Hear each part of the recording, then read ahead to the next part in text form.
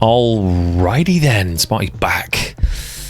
Today, with part 2 of my One Piece arc tier list. Tuesday, we went through all of these, how many arcs? 10, 15, 16, 17 arcs. 17 arcs, not all complete arcs, but things like Enies Lobby.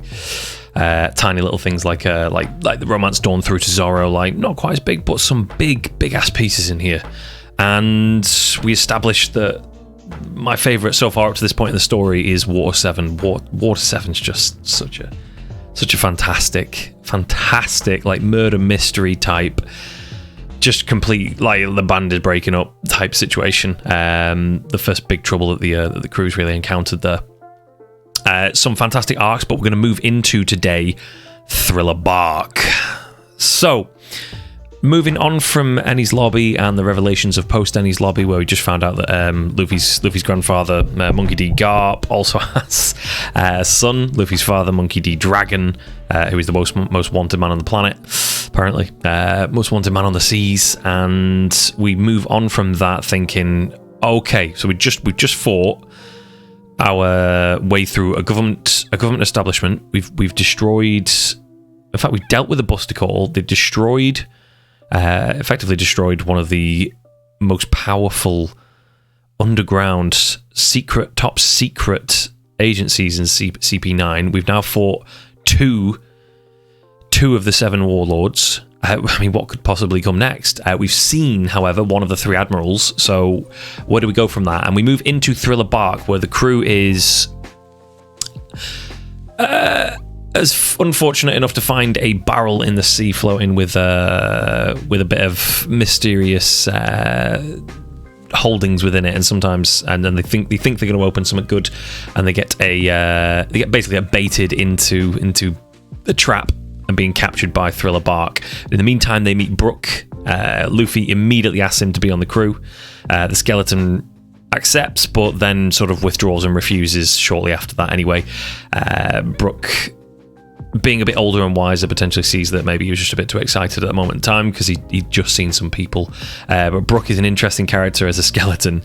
Guys at the soul fruit, and then which only activated after he died, so he was cursed from the moment in his life when he ate that fruit until the day that he died, unable to swim. However, it only activated upon his death, which is unfortunate in life and both unfortunate in death as well, because he had to roam those seas, basically clinging onto his body, because he couldn't abandon it for reasons, which we get to later in the arc.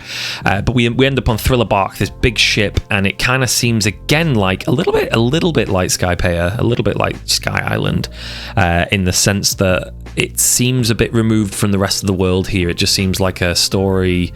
Instead of a big island, we're on a big ship, a big boat, and it kind of seems a bit. It's Halloween themed, of course. It's got the spooky theme to it. Shadows being stolen. It kind of seems like it's going to be a bit of a weaker arc, and I think generally speaking, people think it is, and for reasons that I think I agree with. In that it's kind of long-winded. It is intricate. It's well written, but it is intricate. Long-winded and intricate, but it goes on quite a bit in the way that it goes back and forth, and it's sort of like hinting at little bits, like Sanji being trapped within the corpse of a dead dog, Zoro with the dead zombie knight or zombie samurai, whatever he is, for the time that he's without his shadow, and then. There's really good bits, and then there's just really weak bits, and it's kind of like Lola and like the zombie Sanji's like irritation by the invisible zombie lion guy. I can't remember his name. It's good, but it's Sanji going over the top with his perviness. Is funny, but they really hammer it home, and it goes a bit far, doesn't it? The whole like Nami being the bride thing, it tires on you a little bit after it being so good from say Water 7 into Enies Lobby, and then the post Enies Lobby bit, all of that just being S tier. Thriller Bark just is patently not S tier. It really isn't, and it kind of. it's one of those things where the story overall is so good. It's just excellent, and it sets the bar for anything that is to come in the future to try and rival this, because its peaks are extremely high. And I suppose one thing that you cannot have, if you do not have low troughs, is high peaks, because if you do not have weaker parts of the story, you don't have the stronger parts of the story. Naturally, it has to have this ebb and flow and build and draw back. And thankfully Thriller Bark isn't too long. It does have some real highlights that I think maybe I should just touch on in, say, the whole Nightmare Luffy thing. So the whole point is that the warlord, one of the 7 warlords, the Shishibukai, who is on here. Oh Christ, what's his name? Why can't I remember his name? Hang on a minute. Brain, please. Why is my brain like this? Thriller Bark. We're in the Florian tribe. Gecko Moria, of course. Gecko Moria. He can steal and manipulate shadows, so he steals shadows to gain power for himself, and in doing so weakens the crew, weakens all of the people on the island whose lives now depend on that shadow. Or getting it back. So he's gaining power through that, and then Luffy gets 1,000 shadows crammed into him all at once, or 120, something like that. I can't remember how many gets crammed into him, and we get this little hint of Luffy powered up to an extreme, which in a sense sort of foreshadows Gear 4. In a sense, there's a little bit, there's real sort of reminiscence there. Once you see Gear 4 there, it's similar to Nightmare Luffy, and obviously Luffy's willpower being really important there. There is Usopp has to of course be relied upon, like that the whole point of him being so negative that whatever faces the ghost wielding pirate, she can't make him suffer from the negative ghosts. In fact, he's so negative that she ends up depressed, and then he just scares the bejesus out of her. Like that fight's good. I really like that. And one thing to mention there is that he relies there on Sogeking, so he relies there on his Sniper King alias with the mask, and I think, if I'm right in thinking here, it's the last time we actually see that. He doesn't use it ever again after that. There's no more Sniper King, there's no more Sogeking after his use of Sogeking on Thriller Bark. That's the last time he relies on it. And then finally, the emergence after this huge long battle, this huge long struggle over and over again, and the last minute save to get all of their shadows back, literally as the sun is coming up and they're all about to die, the last minute save of them getting back their shadows, Gecko Moria getting punched up, Oars Jr. being finally killed and defeated. It all comes at the last minute of a very long battle, and that is relief in the sense that finally, thank fuck, it's over. But then the one thing that Oda does, maybe you sort of felt that this one was a bit of a weaker arc, because for me the arc itself in general is one of the weaker ones. However, the end of the arc is one of the strongest finishes. It's so good because Bartholomew Kuma, a second warlord of the sea, comes along. So we've just seen that Luffy's capable of defeating 2 different warlords, and then we're thinking what we're going to get in Thriller Bark. We've also seen an admiral who absolutely thrashed the crew without even a single struggle, not a bead of sweat frozen on his cheek. It was, what could possibly come next at this point? And 2 Shishibukai, 2 of the 7 warlords are here on this island, and they are utterly spent after that first fight through with Gecko Moria and Oars. So at this point, completely battered and bruised, completely exhausted. How the hell are they going to defeat a second warlord at this point? And this is where, of course, we've just seen in the previous arc, we've just seen through Water 7 and through Enies Lobby and the post Enies Lobby part, where of course we have Zoro really enforcing himself as the almost like the stalwart first mate who will not ever let Luffy slip away from his or shirk his responsibilities. Shirk his responsibilities, because Luffy is never going to be able to lead the crew, ever going to be able to be the pirate king if Zoro isn't there to back him up. And we get this part at the end of Thriller Bark. The end of Thriller Bark where Zoro, at this point, is taking on that mantle again of he will uphold everything that needs to be upheld for Luffy to become the Pirate King, even if, as we see here, it means his life, and he fully expects it to mean his life. Glass, how you doing? So at this point, Kuma gives the teeniest little part of suffering that Luffy feels, the teeniest little taste of Luffy's suffering and exhaustion, gives him that teeny taste, and it absolutely floors him. He falls to his knees, doesn't he? Zoro, out of breath, absolutely devastated. And then he bargains for the life of his crew and willingly accepts death in the place of Luffy, which is just fucking fantastic. Glass, you say, I can't remember a lot of the early arcs besides the exceptionally good ones. The Sky Pierce list is pretty good, I think. How much? Do you know? I didn't even peg you at all for an anime or a manga appreciator of any kind, Glass, to be honest. In fact, I would have thought you'd be more like along Ezra's lines, like more comic book focused. Right there, Zoro de facto sacrifices himself, and we, the reader, then wake up, basically, I think from Luffy's perspective, where Luffy's absolutely fine and dandy. He's dancing around like he's fresh as a daisy.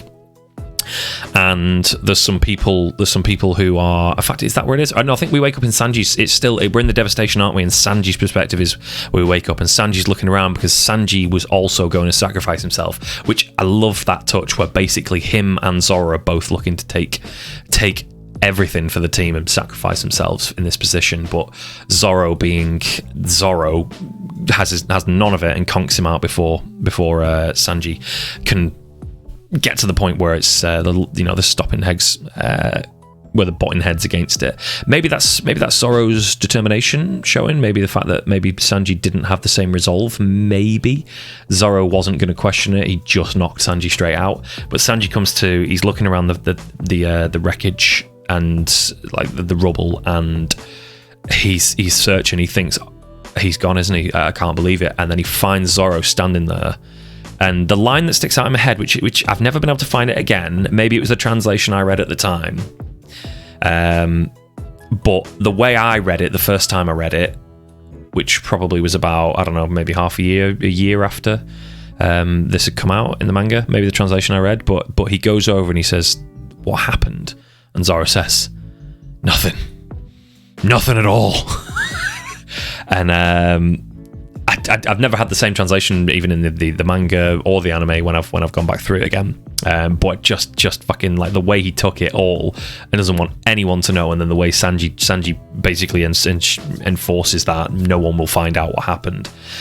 So he's absolutely bodied here. Nothing at all. Nothing at all. But a lot of the translations I've read since has been like nothing happened or something like that, or something to that effect. But you stopped reading comics some years back, didn't interest me the same way besides Invincible, which was incredible. So yeah, that moment, and then like the sort of idea that this Bartholomew Kuma is sort of a little bit connected to Luffy's father, but also then got some strange arrangement with the government that was revealed there. So something strange is going on, and then beyond that. That he is making his decisions, whatever the frig he wants. He doesn't care about what the government really wants. So overall, for me, Thriller Bark, I think I'd probably stick it in B tier. However, the end is what pushes it up into A tier for me, and I think that might be the same for. I think that was same for one other arc, I think. Shabondi or Sabodi Archipelago, this is what comes next. So straight out of there, Zoro is weakened. They are approaching the end of the Grand Line's first half, which they yet do not know is called Paradise or referred to as Paradise. And they're approaching the end of it. And at that point, they come across a mermaid. They rescue a mermaid, don't they, Kami? And his starfish friend and her starfish friend. What's the starfish friends? Can't remember what the starfish is called. And for this, then they what is this talking starfish called? I can't remember. Doesn't actually say here, but we get so much coming into this. So there's the whole intrigue of there are new bounties out, and the absolutely fantastic face that we see from. In fact, let me just no, wrong one. Let me get over it. Let's have a look here. So Sanji bounty face. Here we go. So the face that we get is so fucking brilliant. So. We get this bounty coming out of Thriller Bark, and Sanji's face is when he sees it, it's like that. Zoro's absolutely fucking cracking up the moment he actually gets it. And then we found out that face actually belongs to Iron Mask Duval. This guy whose life has been ruined by Sanji's face being plastered all over the place. Hachi's the fishman. So we see some humor. We get a nice little mini arc into rescuing Kami. We also then see Luffy use his Conqueror's Haki. Actually, it's Conqueror's Haki. It's not just Haki, but he uses Conqueror's Haki for the first time. And I'm pretty sure it's the first example of Conqueror's Haki in the story. So we've had hints. We've had Zoro's observation Haki. We've had Crocodile thinking Luffy had. What's it called? Well, it's color of the armament, isn't it? Armament haki, I guess. Because Crocodile believes that Luffy's using it for a moment when he gets socked in the face, but Luffy's actually just using a natural counter to the element. Sand gets solidified by the water. And then we've had a couple of other bits here and there of haki being sort of like hinted at, and then finally we get something solid in when that giant bull of Duval's gets. Basically, just like it goes sent mental, and then it gets the foamy mouth and just gets sent unconscious, which is brilliant. But then we lead into Shibori Archipelago, which is so fucking good. When I get there in the manga, every time I reread it, I am absolutely buzzing my tits off to be there because it's just that good. It's just so good because we immediately get introduced to the new generation. I think there are 8 or 9 different pirate crews of the new generation who are all so brilliantly characterized, like the new generation. In fact, actually, let me just One Piece new generation. Is it new generation? It is new generation, isn't it? Not. Yeah, here we go. So we got Law, we got Basil Hawkins, we've got X-Drake, Blackbeard being part of it. It always strikes me a bit of an odd one because I just assume it's it's all these guys. We got Satchman, Apu, we got Killer and Kid, we've got what's the monk's name? Yuri or something, I can't remember his name. But then we got Jesus Christ, why can't I remember her name and his name? She's currently involved. But anyway, we got the new generation. They're also brilliantly characterized. They are fantastically diverse and all shown to be completely intriguing. And then we get all of their personalities, and we get this, and we also get the idea the Marines are hunting them, and they know that all of them are on this island apart from Blackbeard. And they say that Luffy's got a 300 million bounty at this point, and they say that he's the second highest. So we, the reader, are now naturally intrigued. We know there's someone else with a higher bounty. And then Eustace Kid has the 315 bounty. Yeah, Bonnie is the one. It's like Eau Rouge or something like that, isn't it? Bonnie, and then why can't I remember? Like the fire tank. He's the fire tank pirate leader. What's his name? What's his goddamn name? But yeah, and it's just brilliant because then we're thinking, Jesus Christ, what's this about? And then I think later in the arc we find out that his is 315 mil, not because of achievement, but more because of his extreme cruelty and like dastardly deeds. So we get this introduction. Then we get this introduction to Riley, and the way it gets introduced, because Bonnie, Kami is stolen and she's being sold at a slave auction, and this slave auction has ties to someone deeper underground that we sort of see a little bit later, but the slave auction is going on, and they are searching all over. Basically, it's Luffy's nonchalantness which gets Kami kidnapped.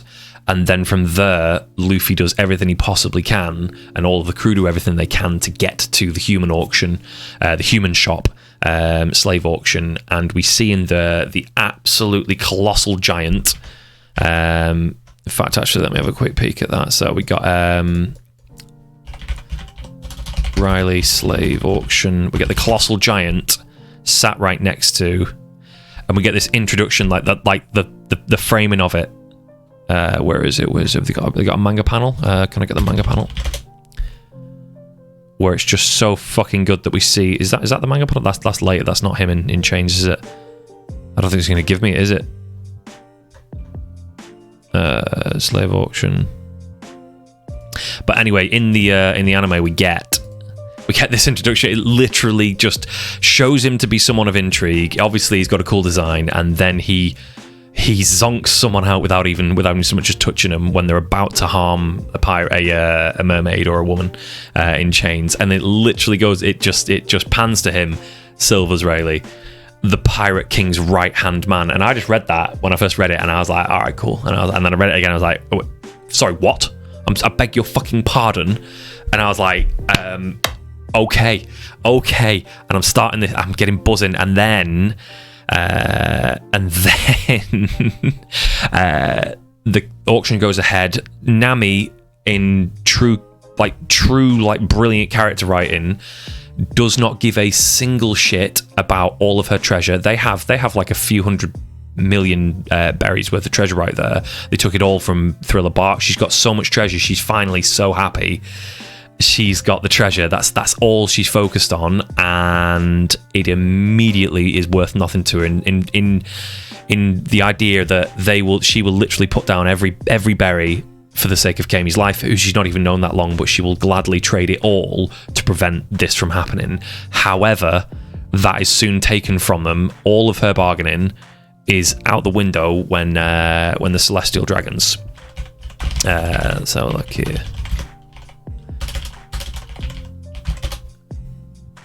Here we go. So the Celestial Dragons coming along, and the auction just goes right. I think he bets like 500 million or something, 500 million berry like on this mermaid, and it's just like we the viewer are completely like, what the fuck.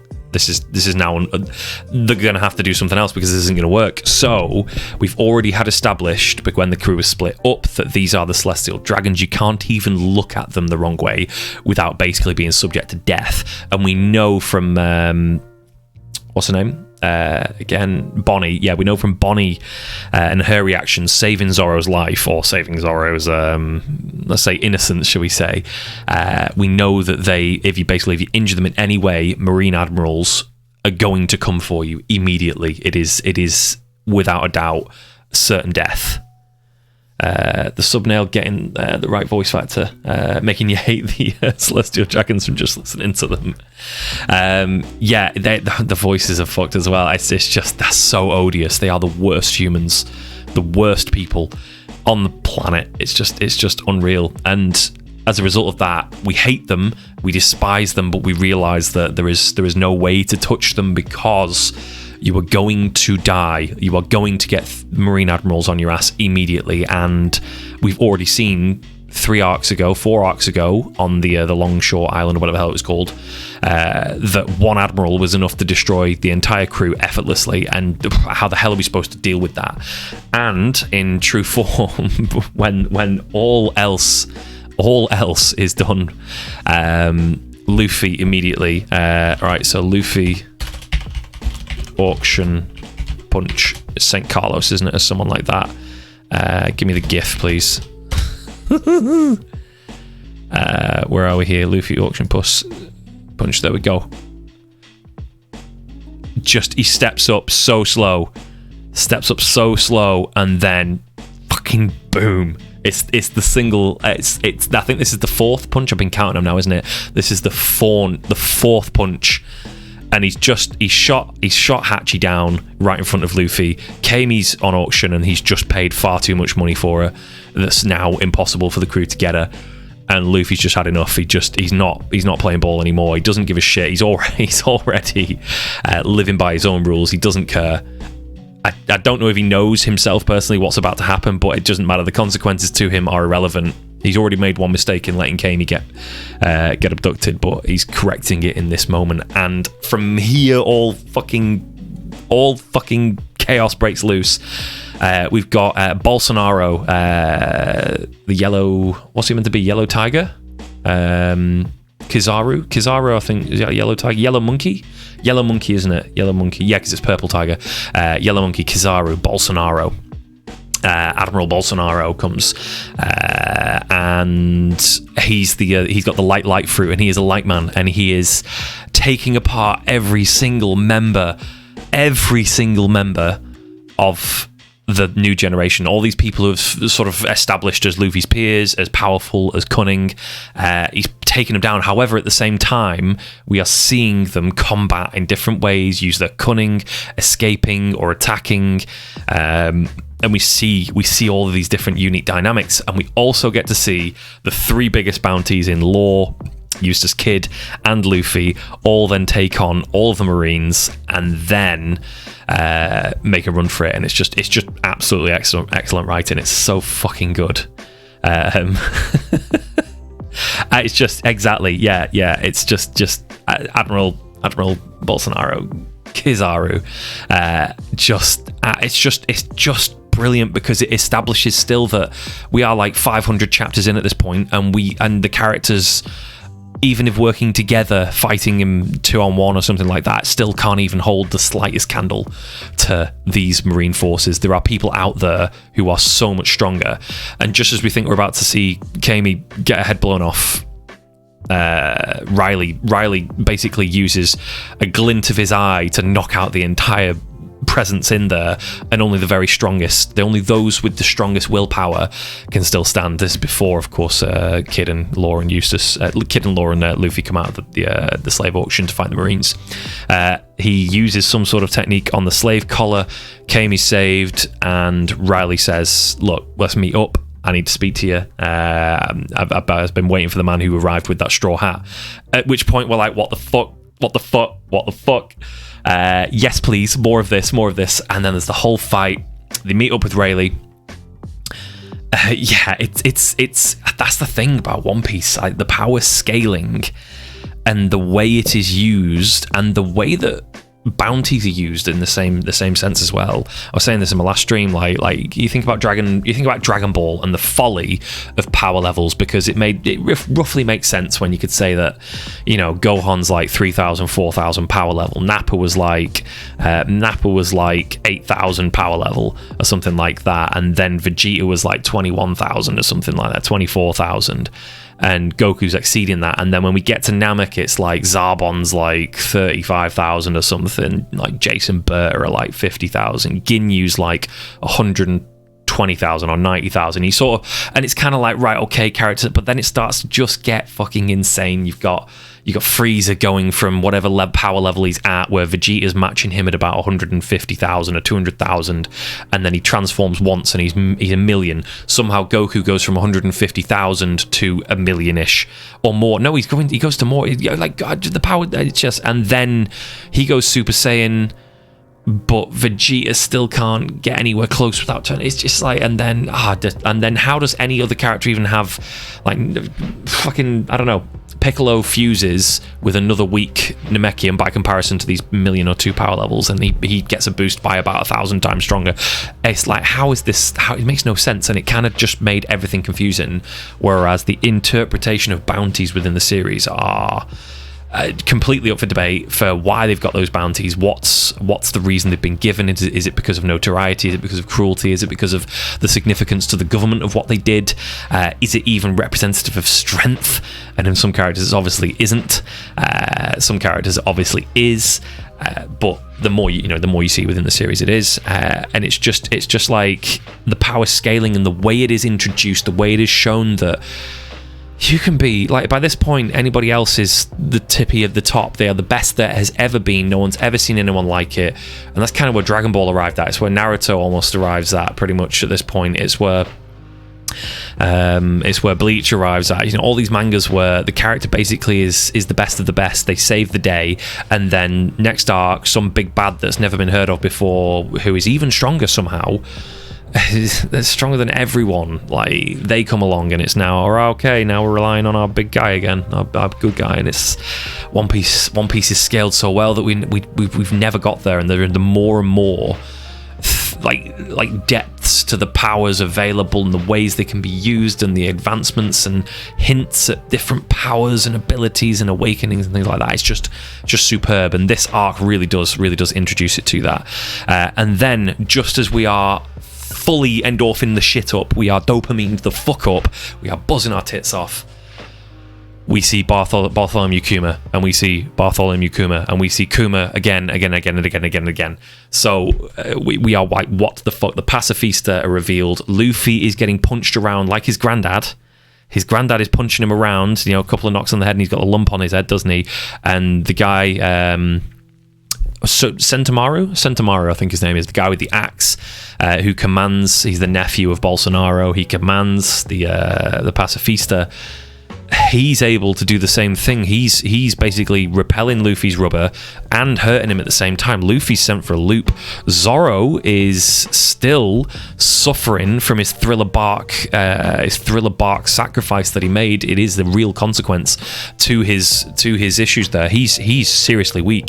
Sanji knows it. Sanji's trying to do his best to protect him.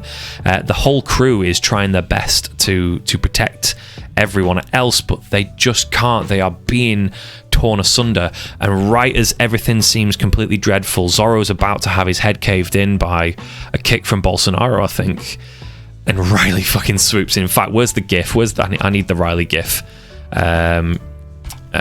Riley saves Zoro gif. Here we go. Where is it? Oh, look at him, he comes in.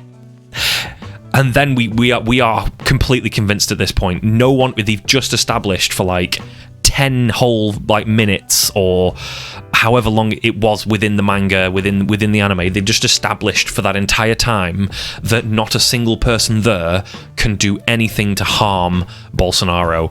He cannot be touched. He is completely like Logia fruited the fuck up. You cannot touch him. And Riley, the right hand man of the Pirate King, fucking swoops in and does exactly that. Deflects his kick. You see the pure destruction of it. It's absolutely brilliant, and you're just like, ah! It's so fucking good. So it's just like absolutely superb, because at this point we definitely know now for sure that there is far more going on, and potentially Luffy could maybe learn this at that point. But yeah, so there's interesting things like how Nico Robin has a 79 million belly bounty for just existing. Chopper's at a 100 bounty because they don't see his monster form. He's little cotton candy Chopper. He's cute, isn't he? The scene where Zoro's helpless on the ground because Zoro aiming him. Usopp gets up in his face right before that scene too. So that's Usopp again.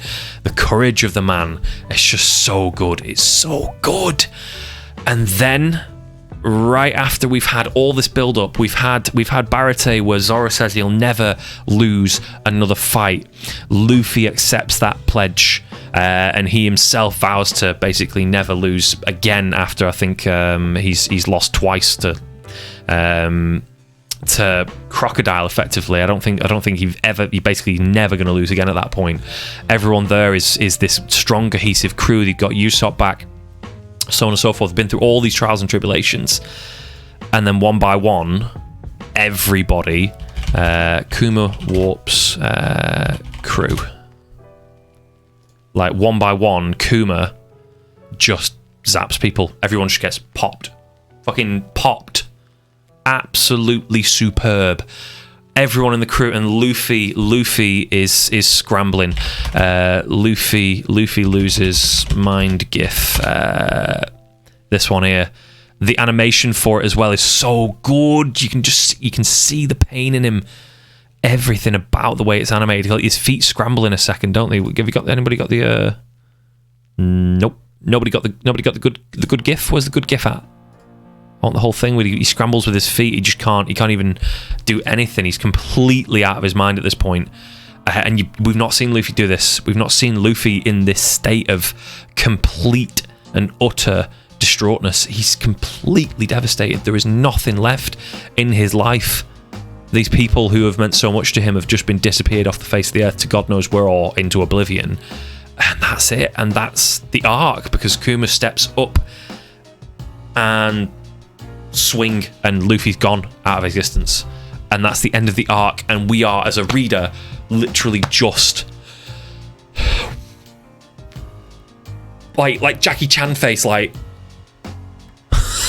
we are just absolutely in utter and complete dismay. So the juxtaposition of Luffy loses his mind as he believes he's lost his crew one by one with a gentle tap of Kuma's technique. Yes. It's just pop. It's as an arc. This, I mean, it's just so good. It's so good on so many levels. Like the pure adrenaline of it, the pure like surprise and shock, the reveals of abilities and understanding that is beyond our crew, the strength of the enemies posed to us and the potentially comrades or future enemies that are given to us, the character writing, like Nami, the character driven solely for treasure, has not even a single doubt that she's going to spend every last berry she's got to save a friend that she's only known for a little while, not even a week maybe. I'm not sure how long they'd know Kami at that point, or how long that's meant to have transpired. It feels like it's only a day. It's Usopp standing up and the courage of it. It's Sanji defending Zoro, despite Zoro being his biggest rival and someone they're always at each other's throats, and Sanji's there defending him because he knows his secret of what he did. He knows all of that. It's Brook, the new crew member, feeling completely helpless, who's just found everything that he's had, found everything he's ever wanted. And it's like Frankie completely in awe of this technology and completely like pumped to his knees. But it's just all of these things. Nico Robin losing that crew that she now believes is everything to her, and it's got everything. It's an S+ arc for me, 100%. Like it's just so fucking good, utterly brilliant. And then we wake up, and it's just Luffy, and it's this come down, and again it's this whole sort of like it builds, it reaches the very peak, and then One Piece knows how to drop it down, slow it all down, and then gradually start again. Like Oda has this uncanny ability to just we've got, some of these were really like early arcs, but then as later on down the line, where arcs like Thriller Bark might be A tier in my opinion overall because of its end, maybe B tier if I sort of ignore the very end of it. But that then builds into this. It establishes certain things that need to be established. Otherwise, we just arrive from Enies Lobby into Shabondi, whichever translation you want. And we just start having, who the fuck is Kuma? We just start having people bashed at us. It'd just be nuts. There'd be no building. There'd be no fear. There'd be no this. There'd be no that. After Enies Lobby, they wouldn't have any treasure. Like they'd have to wangle that in some way. It's just the build. And we start again in Amazon Lily, where we see Luffy basically at probably the lowest we see him for a good while, because let me think about this, because he's completely thrown for a loop by how everyone there seems to be able to hurt him. I think like loads of people can do. He can't actually hurt the Snake Sisters. He can't hurt what's the snake? Hebihime, the Snake Princess with Boa Hancock. Hebihime. He can't hurt her. He can't hurt her two sisters because they have this haki that he doesn't understand how to use, and they're laughing at him. And this is where we get that reveal of information where we see, oh wait, so this is the system. There's haki, and I can't remember what. I feel like it had a slightly different name the first time I first read it, the way it was translated, but. The haki is given a name. It is revealed. There is a structure to it. We see that there's different types, because one sister is stronger armament haki, the other is stronger observation haki. We see that, but we also see the reason. I think Luffy's in there in the fight against those two sisters in there. Firstly, because he's a man and he shouldn't be there, but secondly, because he sees Hibehime's mark on her back and he doesn't know what it is, but he thinks he's seen it somewhere before. And he doesn't know where he's seen it before, and she knows, obviously, that Boa Hancock knows the representation of what that mark on her back means. And then he fights those two sisters, and then has to end up protecting. I think he's about to be protected by the Amazonian who originally found him, who he made friends with. I say Amazonian. It is Amazon. I suppose it's Amazon Lily, isn't it? The Amazonian girl who protected him. And then she's turned to stone by Boa Hancock, and then he spends all of his time protecting her stone corpse in the attempt to prevent her from being smashed to pieces, because he's just that loyal to people who are loyal to him. And when given the opportunity, when Boa Hancock sees this, she preys on his weakness, or what she thinks is his weakness, and says, you have the opportunity right now. You have the opportunity right now to either save yourself or I'll save her. One of the choice. One. You got one chance here. Either you die or she dies. And he says, oh, thank God. Right, okay, yeah, please save her. And she's just like, what the fuck? It just blows her mind, and suddenly her heart's beating. You can see she's beating, she's falling for him, because what a man he is. What a man he is. So we get the hacky. Willow, how you doing, my man?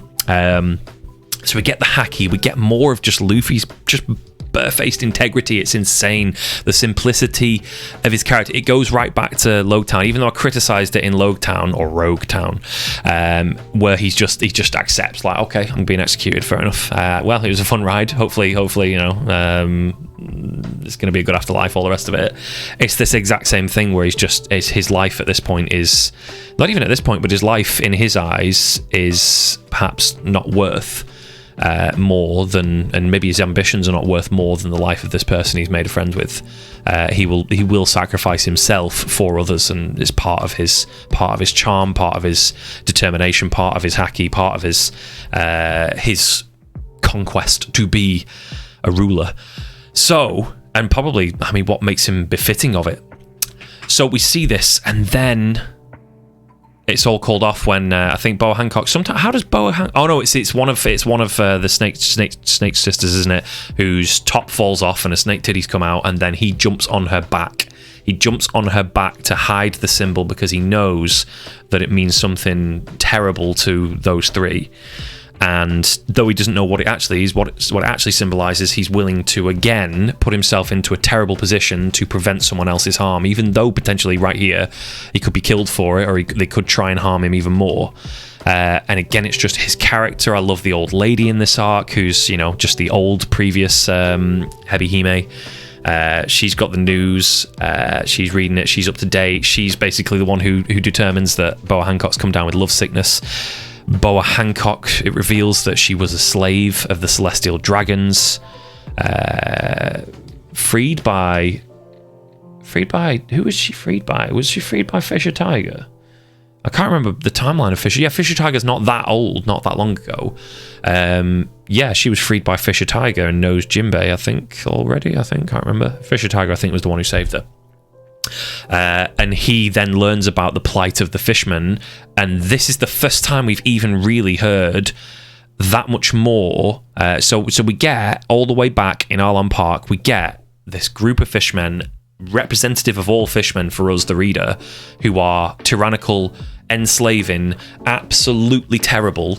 And then we see in the build-up to Shabodi Archipelago, or Shabondi, we see that actually that's not the case. Hachi is now probably in his repentance of his earlier sins in working with Arlong, more close to perhaps what normal fishermen and mermaids are like, because they are completely normal, happy, courteous, thoughtful people. And at that point we see that, okay, fishermen aren't just what we thought they were. And then we learn that Shabondi Park, I don't think we learn this too much later, but we see, maybe if you were a keen-eyed interpreter, you might have maybe spotted the resemblance between Shabondi Park and Arlong Park, and what they created there, the resemblance, because the fishermen longed to be up at the surface, longed to live on the land, and longed to go to that place directly above Fisherman Island on the bottom of the sea, wanted to go to Shibodi Archipelago, to the amusement park there, and that is why Arlong Park resembles that. And we get this, and then just to follow up, that's your shot, and this is your chaser in Amazon Lily, where we see that the fishermen were victims of slavery, victims of the most brutal and heinous crime to be befitted to them. And we see that all the way through Shibodi Archipelago, with the human shop, the treatment of fishermen, the treatment of anyone by the Celestial Dragons. We know that the fishermen were enslaved in their droves by the Celestial Dragons.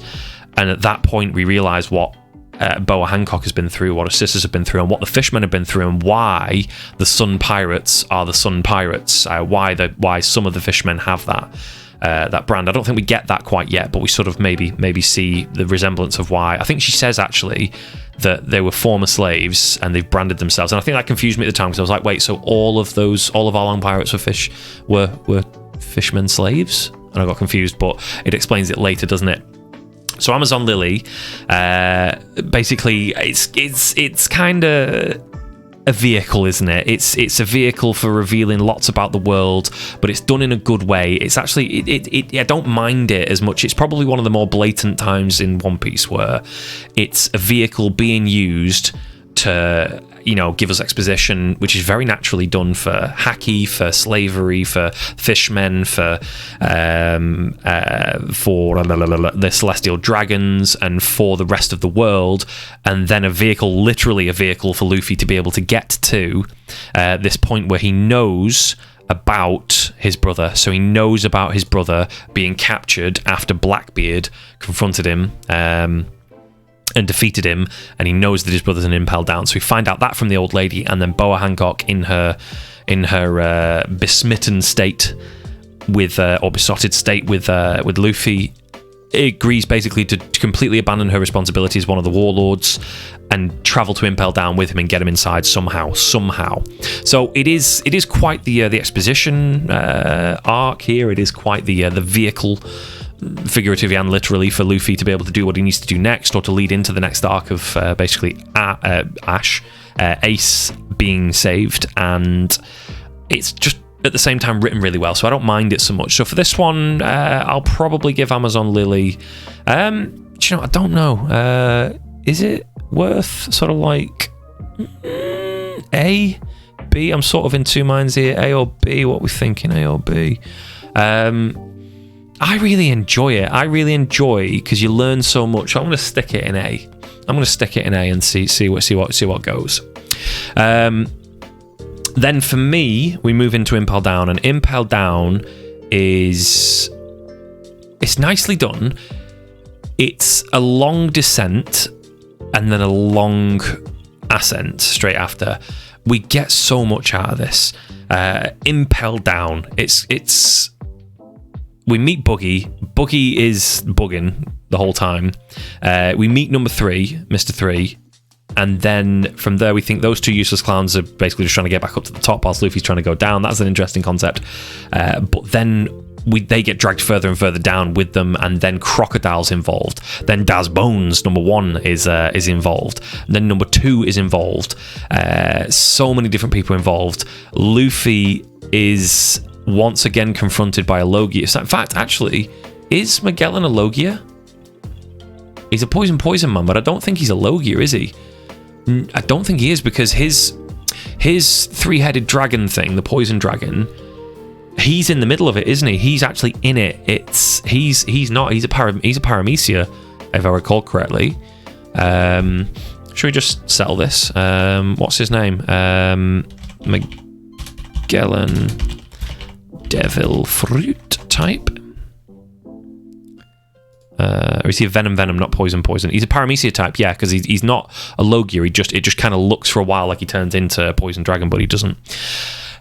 So he has to deal with this power that he can't touch. Again, he has no Haki to deal with it. He has no way to stop it, and he's absolutely destroyed by it. What we do see there, though, is Mr. 2's been helping through the power of friendship the whole time. Bon Clay has been helping through the power of friendship, and Bon Clay, when confronted with Magellan, betrays Luffy as his friend and runs for his own safety, and that is significant. After the poison, and he later finds Luffy down on the frozen floor. Doesn't he? No, he takes him down there. How does Luffy get down there after that defeat? I don't even know. Oh, because Luffy's put in the poison to death, and then he comes and grabs him out of the cell, doesn't he? That's it. He fights off the wolves. They get taken down into the like floor 4.5 or something like that, whatever it is, level 4.5. Get taken down into there, and they meet Ivan. They meet all of the what do we call them? The Okama Kingdom, basically. That's down there. Ivan's there transing up everybody in the world down there, which is hilarious as it is. It's the one bit that gets me, that annoys me a bit, is when that guy randomly finds them in there, has a bazooka. Like, how is a guy with a bazooka just randomly found them down in this hidden layer of Impel Down? It just makes no sense to me. It pisses me off. And then he changes him into a she, and she's suddenly like, oh my god, I'm an Okama. That cracks me up, but it just pisses me off. Luffy's revival is really good. Bon Clay repents for his earlier transgression, his earlier sin of leaving Luffy, and then they make their way back up. I won't spend much time on that because it's just, for me, that's the weakest part of the arc by miles. It goes on a bit long. It is building, getting, and it is good, all of it, but it's just not what I want. It's overly lengthy for my liking, that. And then the rise back up, we've got Crocodile, we've got Blackbeard coming down. What the fuck is Blackbeard doing? Why is Blackbeard getting into this place when it's all hell is breaking loose? What the fuck does Blackbeard want? Yeah, a lot happens in Impel Down. It brings back a lot of characters from Alabasta, yeah. And some great characters in there. So I see you've been keeping up with the translation as well, with because that was the thing, wasn't it? Alabasta's been renamed in all of the prints now to Arabasta specifically. But yeah, the way back up, when we got Crocodile, we've got Jinbei. Oh god, yeah, Jinbei and Ace. They've got Garp talking to Ace privately down at the bottom there. Ace is like, that man is not my father, and it's like, what are you on about? Like, Dragon's not your father, all the rest of it. I only have one father, and it's Whitebeard, or something like that. And you think, what did Dragon do? And then, yeah, this is all it's all going on, chasing Ace back out of it. It's too late. I love the way Mr. Three's power is used in the final escape scene. The final escape, his power is used really well in combination with Luffy. It's a lovely way and a combination of fruits to deal with Magellan. Even though it's not permanent, even though it doesn't do the job, Magellan is dealt with in that way and laid back, and it's all this trick.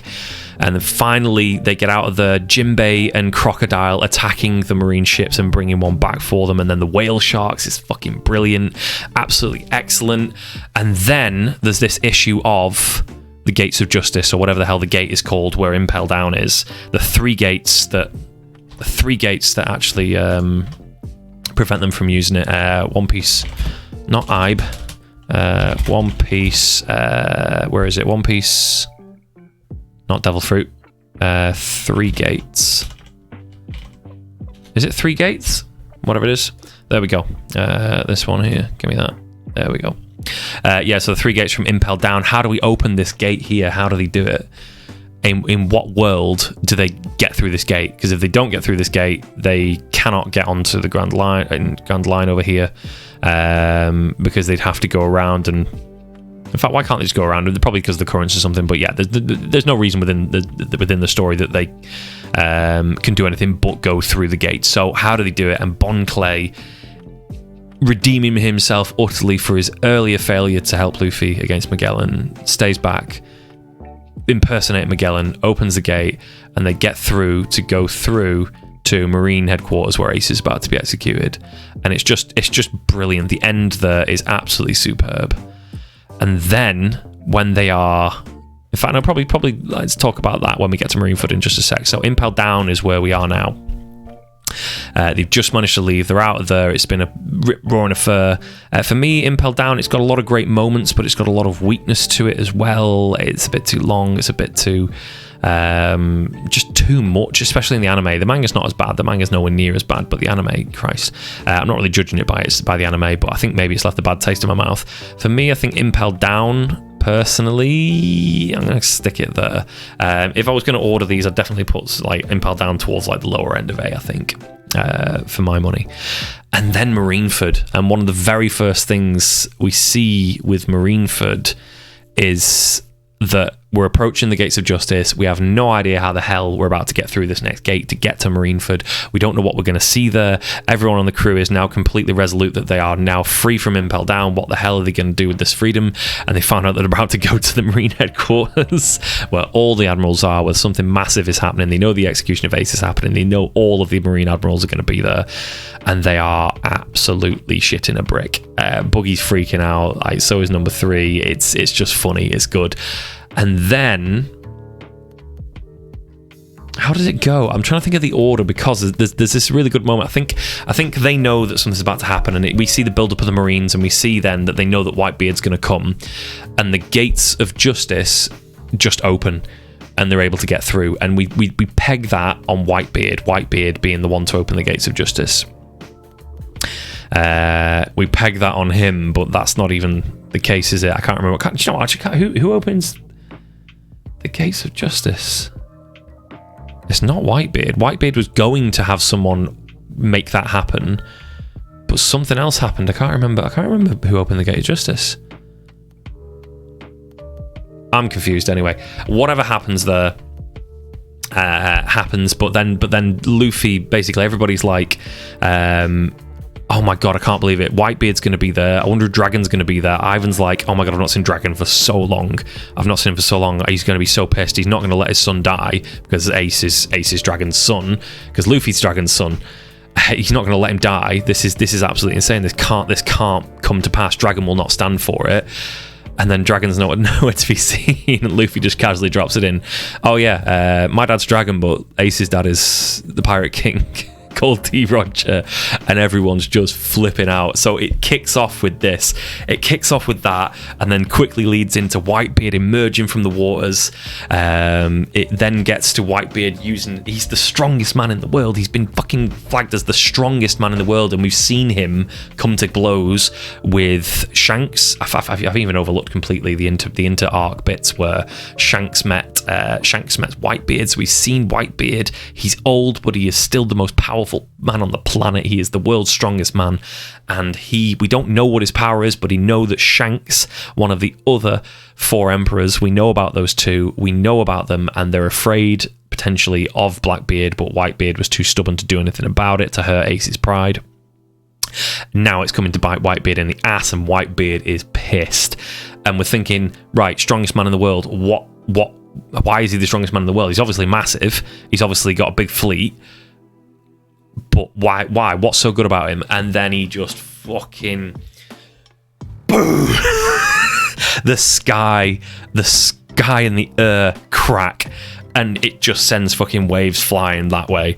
And then 30 seconds later, they come back as tidal waves. It's absolutely insane. The fucking whole world shakes. I love it, actually. Let me just quickly flick back to that. Let me just flick back to this when it's Whitebeard, One Piece, first power image. Give me GIF, actually.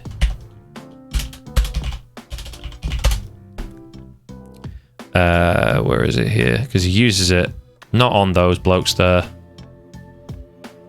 No, I don't want one-on-one use. I want the first use. Where he like shakes Marineford. One Piece Marineford. I want that shot where it's kind of like this, but like you know, basically it's like separated into circles, and the circles are all going different ways. It just looks fantastic. Can I get a GIF out of it? Go on, let's one last try to see if we got one here. It's not that, is it? That's when he punches up that guy again and shatters his axe. Hey, it's this one here. But will it show what I need it to show? It's just going to show him hitting the. And I love him because he's like, his laugh is so good. This one might have it. He's already bleeding there. That's after he's been shanked up.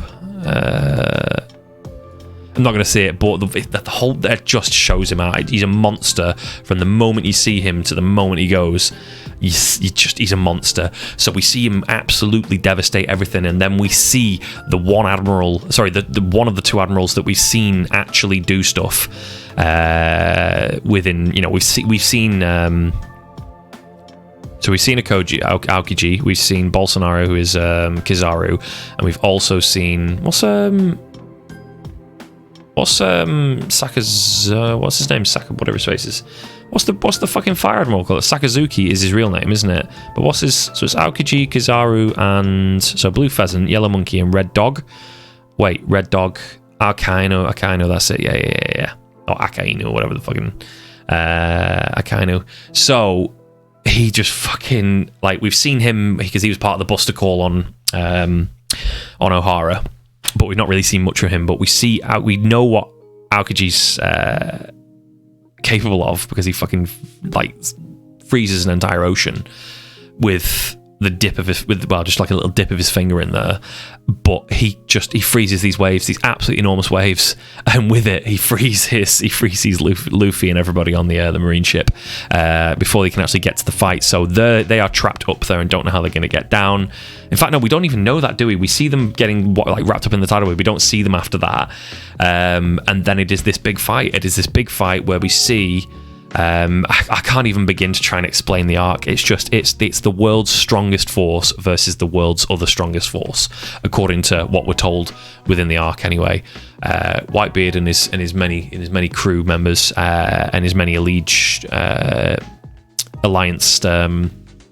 crewmates, his family basically, versus the Marines and their underhanded tactics, their strategy and planning. Whitebeard is there to retrieve his son.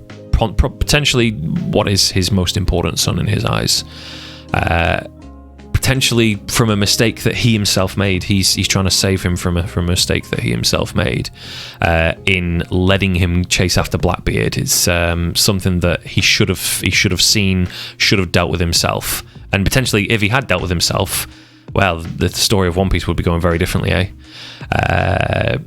or maybe Blackbeard would have overcome Whitebeard, the old man getting overcome by Blackbeard, because Blackbeard's, he might not have complete control, but he's shown to be incredibly tough, incredibly fucking hard. He basically takes every hit. He just takes all the hits. Maybe he could survive some Whitebeard hits. He's been on Whitebeard's crew for he's been on Whitebeard's crew for like 30 years or something.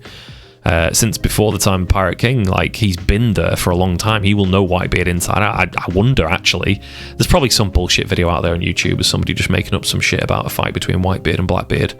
I would like to see it, though. I would like to see it if Oda did like a fantasy one-off, anyway,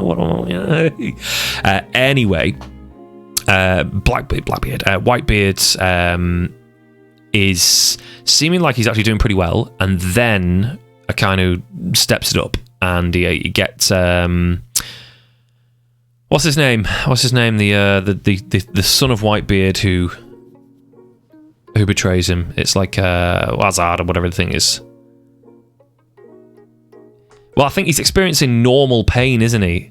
It's just that he outwardly expresses it because he can't, like, he's literally, he's no way to dodge anything apart from, if he can dodge it or block it. But, so he gets burned, he gets smacked up, he gets stabbed.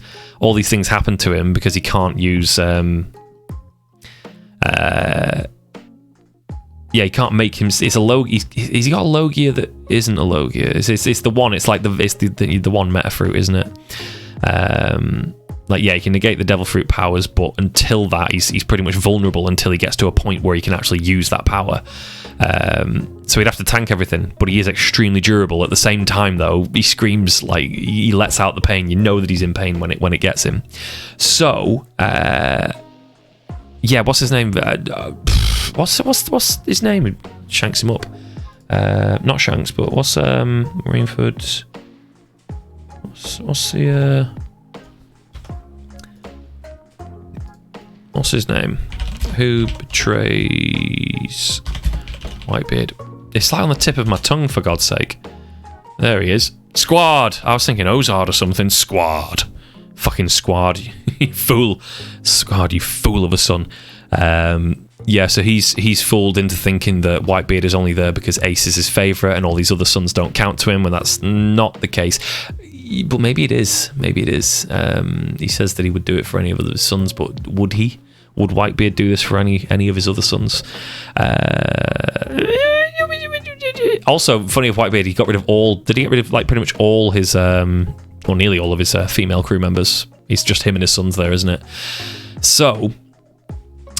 For this, then, he gets betrayed. We see Whitebeard, the strongest man in the world, take a knife in the back, literally a sword all the way through his back, through to his gut, which is terrible, because you think, is that it? Is he dead? But he's not. He's still fighting, but he's fighting with that as his handicap. Like, how strong is Whitebeard if he wasn't ailed by his age and he wasn't like absolutely shanked up in the back, like a fucking sword going all the way through all your intestines? The sheer strength of his haki holding himself together after that.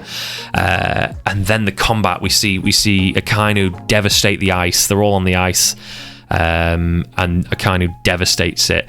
They bring up the barriers. All the rest of this happens. It's the most convoluted combat. I can't even begin to try and sort of explain it. But we do see things like Luffy joins the fray and immediately catches Crocodile, who's about to try and exact revenge against Whitebeard, and stops him because he knows the weakness of Crocodile. Crocodile's pissed off, and then he turns to Whitebeard and says, "Hey, don't you try and save Ace. That's my job. I'm the one who'll save Ace." And Whitebeard admires his strength of character, immediately sees him like that. And I think Bogey? I think Bogey being there. I think...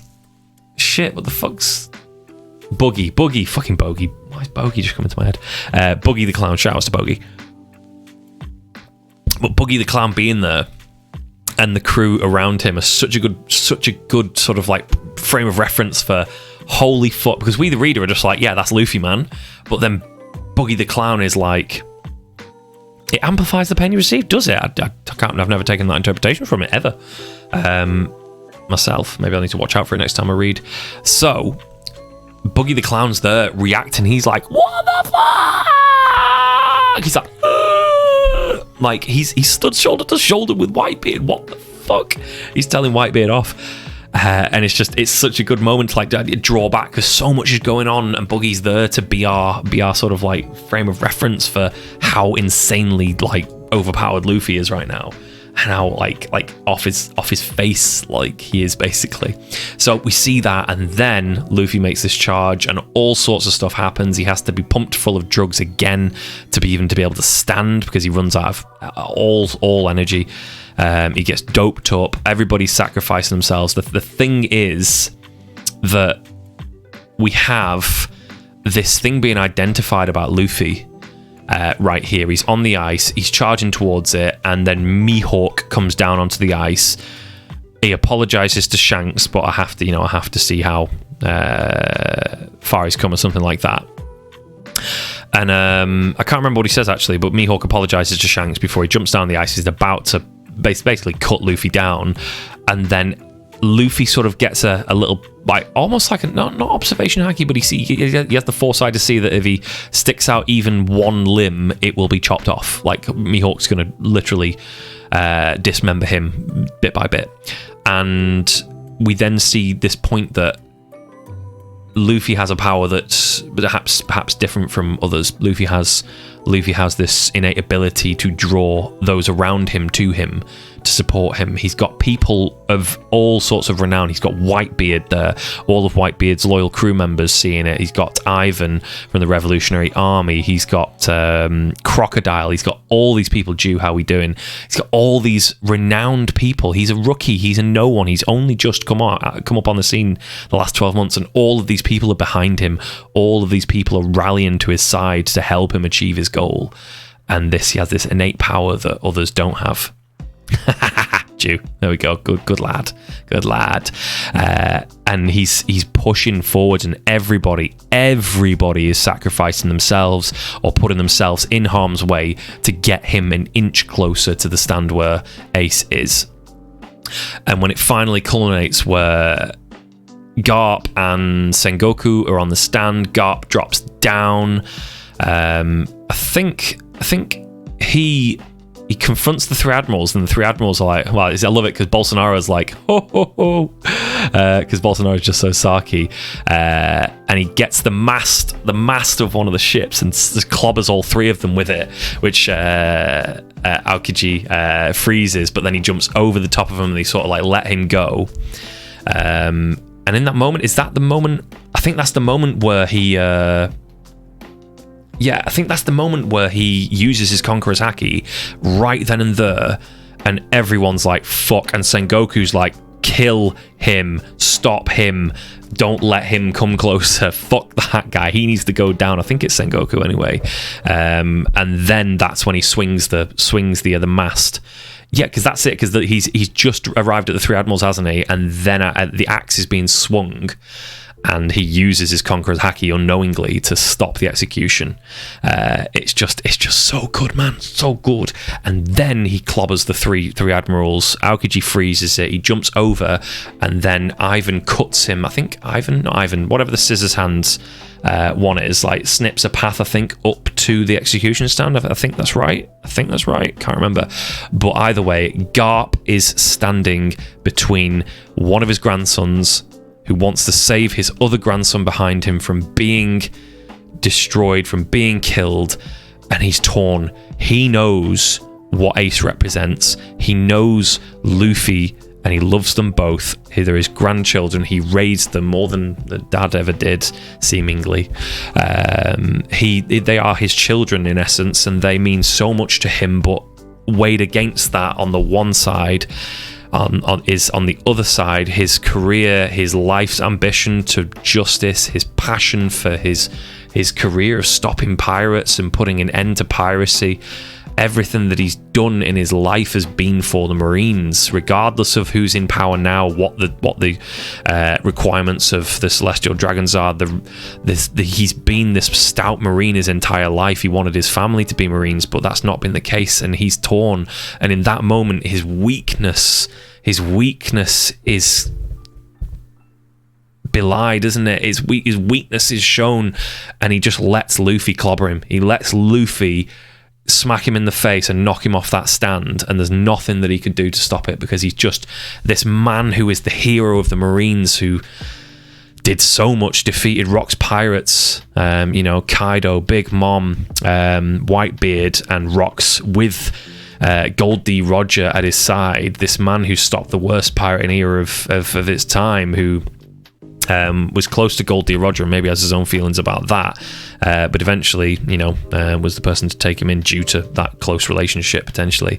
Like this hero of the Marines, a man who is conflicted in the first place, because he is someone he's stayed a vice admiral. He is the hero of the Marines. He could have been an admiral. He's clearly strong enough to be an admiral. He was the tip top of the Marines at one point. He's beaten 500 million berry bounties left and right. He's defeating the strongest in the world. He's clearly at that level, and he has stayed a vice admiral in order to not be under the direct beck and call of the Celestial Dragons, because he clearly disagrees with them. He clearly will not follow their orders. He clearly has the Monkey D, lineage flowing strong within him. He's not an exception. He's not a skipped generation for that. It's not just like Dragon and Luffy are the ones who have this. And not just talking about the will of D there, but just this defiance, this will to live by their own rules. So he's within the framework of the Marines, about as free as he could possibly be. Earning the respect of others, and he lets Luffy take him down so he could get to the execution stand. And right as we're about to see the execution happen again, what actually happens is Mr. 3 has disguised himself as one of the Marines up there and gives him a key. Sengoku loses his shit and becomes the Golden Buddha and destroys the execution stand, and during that time Ace is set free, and we get this just euphoric moment where Ace is free and he's back to back with Luffy, and they are the brothers too, who are just absolutely devastating everyone around them. All comers just getting bodied left and right. Everyone's got this moment of elation. Everyone's so happy. And then Luffy and Ace start to make their escape. And as they start to make their escape, Akainu, or Akainu, whatever the hell you saw his name, the red dog, Sakazuki, gives chase. And he burns Ace, and they carry on running.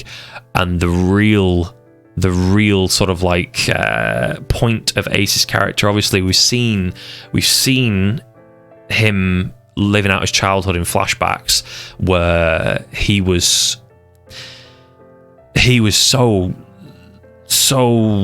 reticent is the word, I suppose. He hates his lineage. He hates his father. He hates everything about him. Yet he clearly is everything that his father was. He is passionate. He does give everything for his crew, and he will never back down from a fight. And I think probably knows this about Gol D. Roger. He would have been a young Marine himself in that era, wouldn't he? He would have studied the history. He'd know Ace. He'd know character flaws within these people. And he says, you're going to run like a coward like your father, or something like that. Or not even like your father, is like run like your coward like Whitebeard, or something like that. I can't even remember what he says. He basically insults Ace and everything about Whitebeard. He insults everything about him, and Ace cannot back down from it. He knows he's just been burned, that magma is hotter than his fire. And he's weak on top of that. He's been imprisoned for so long. And then he has this moment where he decides that is the thing. This is it. I'm gonna take this guy down.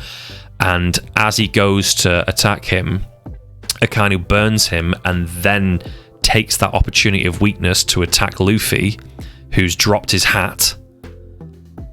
Is it his hat? I think it's his hat, isn't he? Has he dropped his hat, or is it Ace has dropped his beads, or something like that? I think it must be his hat, because why else would he bend down for this? He's dropped his hat, and he's just picking that up, and Akainu comes behind him, and then as someone put it, and I was devastated by the way he put this, Ace dies. As someone put it, fucking Akainu makes Ace into a donut, makes him donut shaped, for fuck's sake. And there's the moment. It's the absolute cruelest thing, because I mentioned last stream that my wife's favorite character was Ace throughout the entirety, ever since Ace was introduced in Arabasta. My wife's favorite character was Ace, and she just wanted more Ace. And when she saw Ace versus Blackbeard, she was hype as fuck.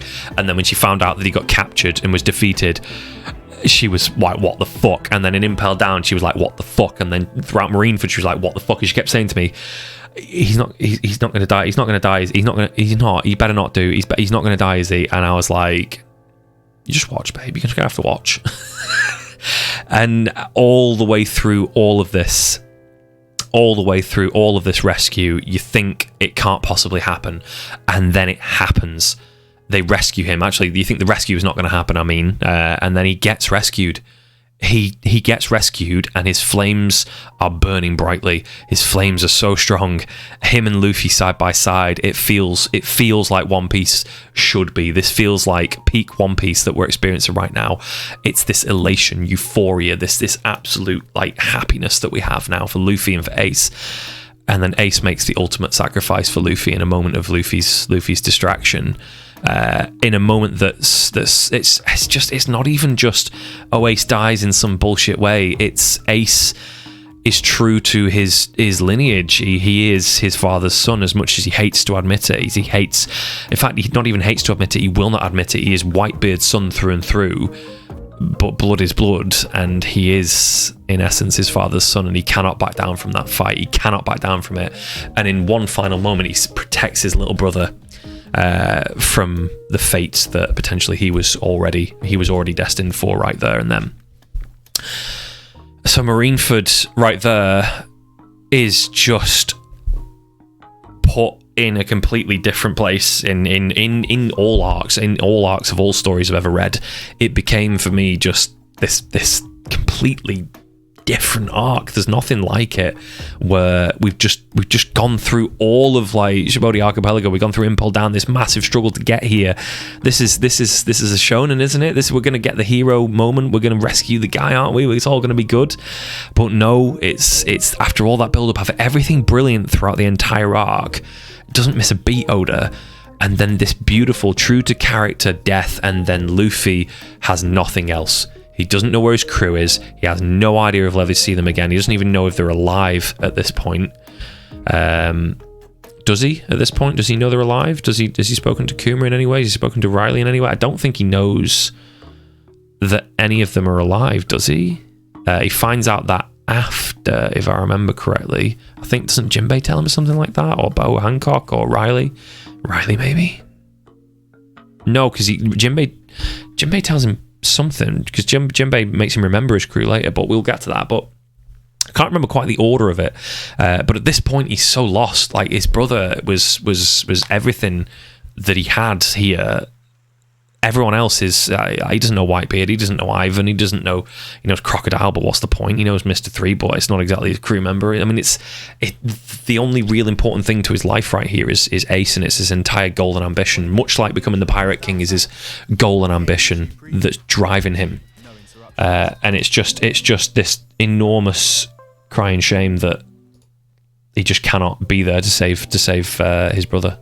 And then he immediately feels the entirety, lets his body relax, he loosens up, and all of the pain and suffering he's been feeling, all of the drugs that have been put into him, all of it hits him, and he's just wiped. His eyes are white, aren't they? And his face is just he's completely devastated. So at that point, it's on everyone else, and Whitebeard makes it clear to his crew that the new objective is to make sure that boy dies. Sorry, that boy lives. That boy doesn't die. The sole objective now. And in the process, people are getting hacked down left and right. They're fighting against Akainu, and it is bad. It is bad. Ivan's getting... Ivan's jokes are hilarious, actually, because Ivan's like, I'm burning. Just kidding, it's my makeup. So Ivan's doing the most. Everybody's coming along. Jinbei's doing the most. And right as it looks so bleak that everyone's getting burnt to shit here, we've got Kobe stepping in. Kobe stepping in to stand up to Akainu, who in the manga, I don't know if he sees this in the manga. I think in the anime, it's anime only, I think, if I remember correctly. But in the anime, Akainu literally cold-blooded just murders a Marine in front of Kobe. Like, Kobe's back there. I think Kobe's back there having doubts. He's not going out to the front lines, and Akainu's there for some reason. I think 2 Marines get melted by Akainu for retreating. He has no patience for anyone. His idea is absolute justice. There is nothing but the justice that needs to be won and fought for. So, yeah, knowing that, Kobe stands in front of Akainu and halts him and says, "Why do we have to kill all these people? We've got so many wounded that we could help them, and we could help survive if only we stopped this war now."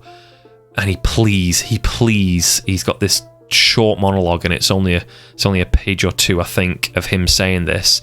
And Akainu says, "You've wasted precious time here. Get out of my way," and basically just goes to kill him immediately in front of him.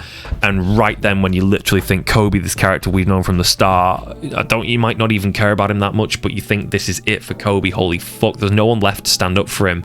There's no one left. It's bad. And then suddenly Shanks appears with the fucking sword. The sword, his one arm is enough. Let's have a look here. Shanks stops the war, man. Shanks stops the war. Where is it? Where's the panel, man?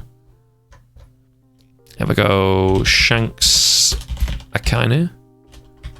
Oh, a GIF will do. Yeah, that'd be nice. Oh, here we go. The anime version. There it is. Literally with an outstretched arm and his sword right there. Kobe saved. It's fucking nuts. And then he's like there. Kizaru Ben Beckman. And then Kizaru's like, here it is. Don't move a muscle, Kizaru. And he's like, oh my, Ben Beckman. And it's just so good, because at this moment you think, how fucking strong is Shanks? We've just seen Akoji fucking freeze the entire ocean. We've just seen Akainu basically defeat everyone. Akainu's fucking insane. He's the mastermind as well. He's so fucking clever. He's so dangerous. It's absolutely insane. And it's just brilliant at this point. Like we've seen Kizaru devastate everyone as well. Kizaru's devastated like Whitebeard's third in command, Diamond Jizo, didn't he? If I remember correctly. Marco the Phoenix, we've seen him fuck up Whitebeard to some extent. I think he put a hole in him, didn't he, or something like that. It's just crazy. Shanks puts this basically to an end. Like everybody is given pause at this moment when they appear. Bolsonaro, I think he was only playing here. I think he's like, whoa, oh gosh, right, Ben Beckman. and then he's putting up his hands. I think he's a bit, he's taking the piss a bit, because immediately after that, he tries his best to kill Luffy, who's being taken underwater in the submarine. Away, basically. He's been taken by Buggy and by Law in the submarine away from this fight, and it's just like he's still trying to chase you. So he's not so afraid of Ben Beckman that he won't act. It's just fantastic. Like, it's really good. Let's watch this little gif here. There it is. Don't do anything, Kizaru. I love Kizaru's character so much. His character is so fucking good. The way he's just always got this little wry smile, and he's so sarcastic in everything he says. It's just brilliant. And so we have the world's strongest man, Whitebeard, killed. I've not even got to that here in this arc. And I should actually go back to it before I say this, but the world's strongest man is defeated, and Shanks, if you were paying attention during the manga or the anime when you were watching it or reading it, Shanks has actually been to head off Kaido, another emperor, already on his way here, or he would have got here sooner.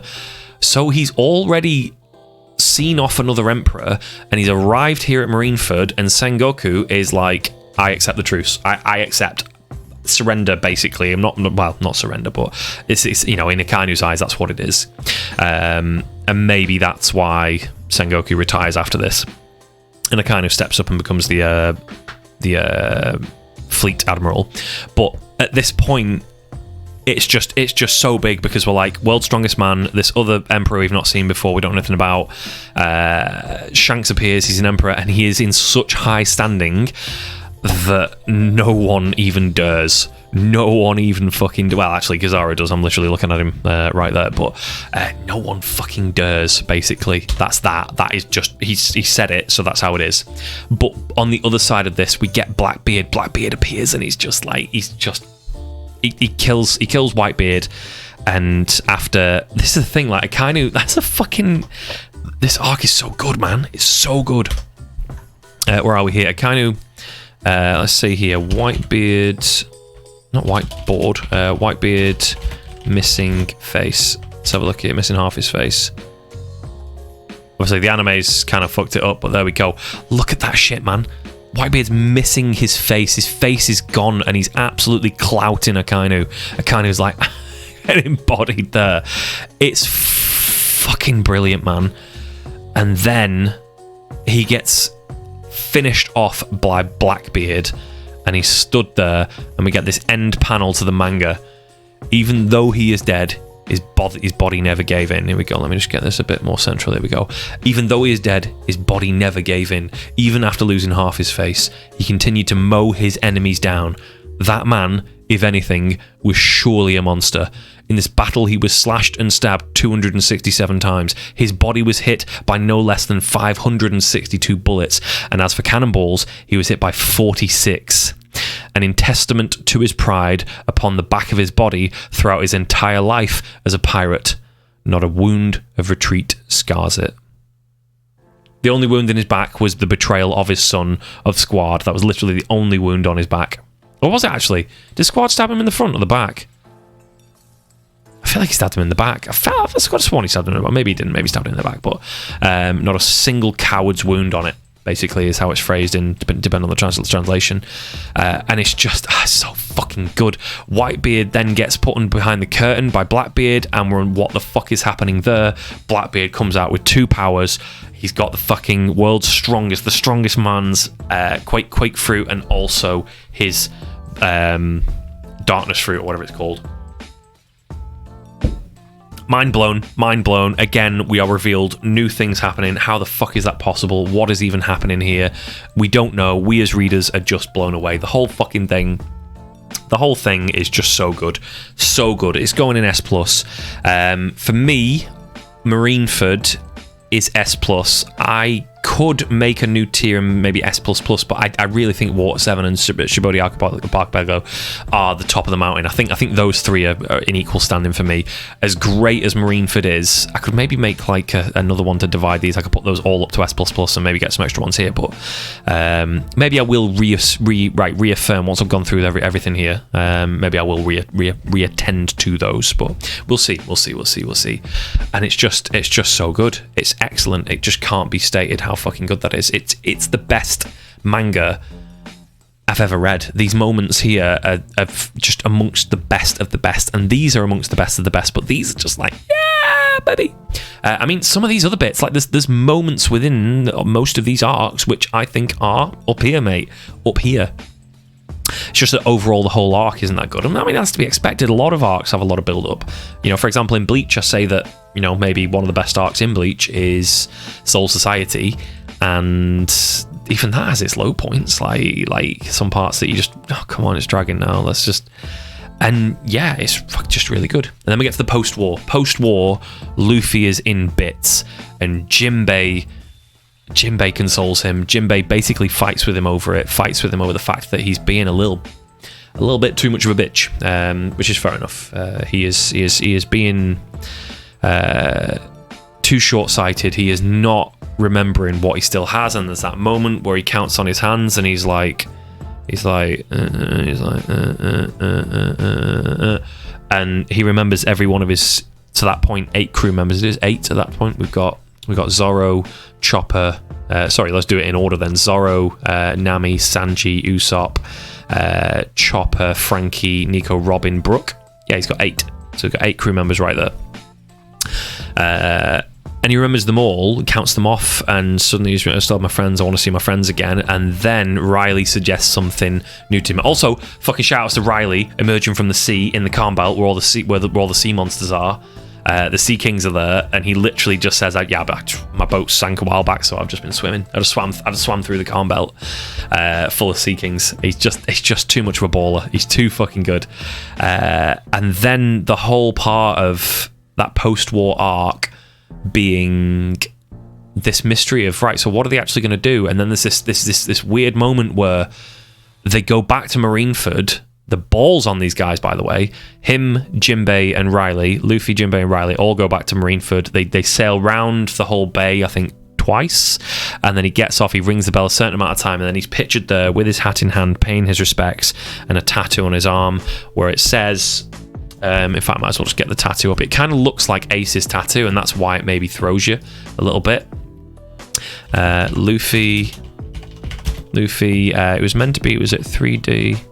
Yeah, there it is, 3 days. He's got that tattoo on his arm, and it kind of looks like Ace's, because Ace obviously has his tattoo where he's literally misspelled Ace. He's misspelled Ace on his arm, and it looks reminiscent of that. It's like we, the reader, are just like, what is that? What? I don't know. Is that an Ace thing? And is that part of the message? Is it where he is? And I honestly, as a reader, I'm not going to pretend like I did get this. I did not get it. I had to wait for the story to reveal to me that meant that instead of 2 days from now, sorry, instead of 3 days from now, come back in 2 years. We're going to meet in Shibodi Archipelago in 2 years' time.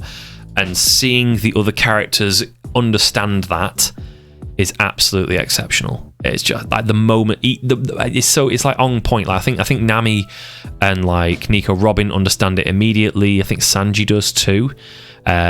Zoro, I think, is the slowest to get it, if I remember correctly. Like different characters understand it at different times and then realizing what they must do. And the fact then that we realize now that Kuma clearly intended them all to be somewhere that they needed to be to grow stronger, because he knew that this was needed, and potentially he was in cahoots with Riley that whole time. That was what their conversation was about, but potentially, I don't know how much them two sort of like had chance to say, like put them somewhere. I'm not really sure how much they actually got to discuss, but that is just the genius of it. So that post-war moment is fantastic, and that leads into, I love that post-war bit. I'm going to give that S ranking as well. Basically, most post anything, if it's just post something, it's really good, isn't it? And then return to Shibodi. So we got that unbelievably hype moment basically coming up. So the Straw Hats have been off the scene for 2 years, and some Straw Hat imposters, posers or imposters, not imposers, Straw Hat imposters have come, and they managed to get the real Chopper on the side, but not before Usopp. Usopp absolutely fucks him up.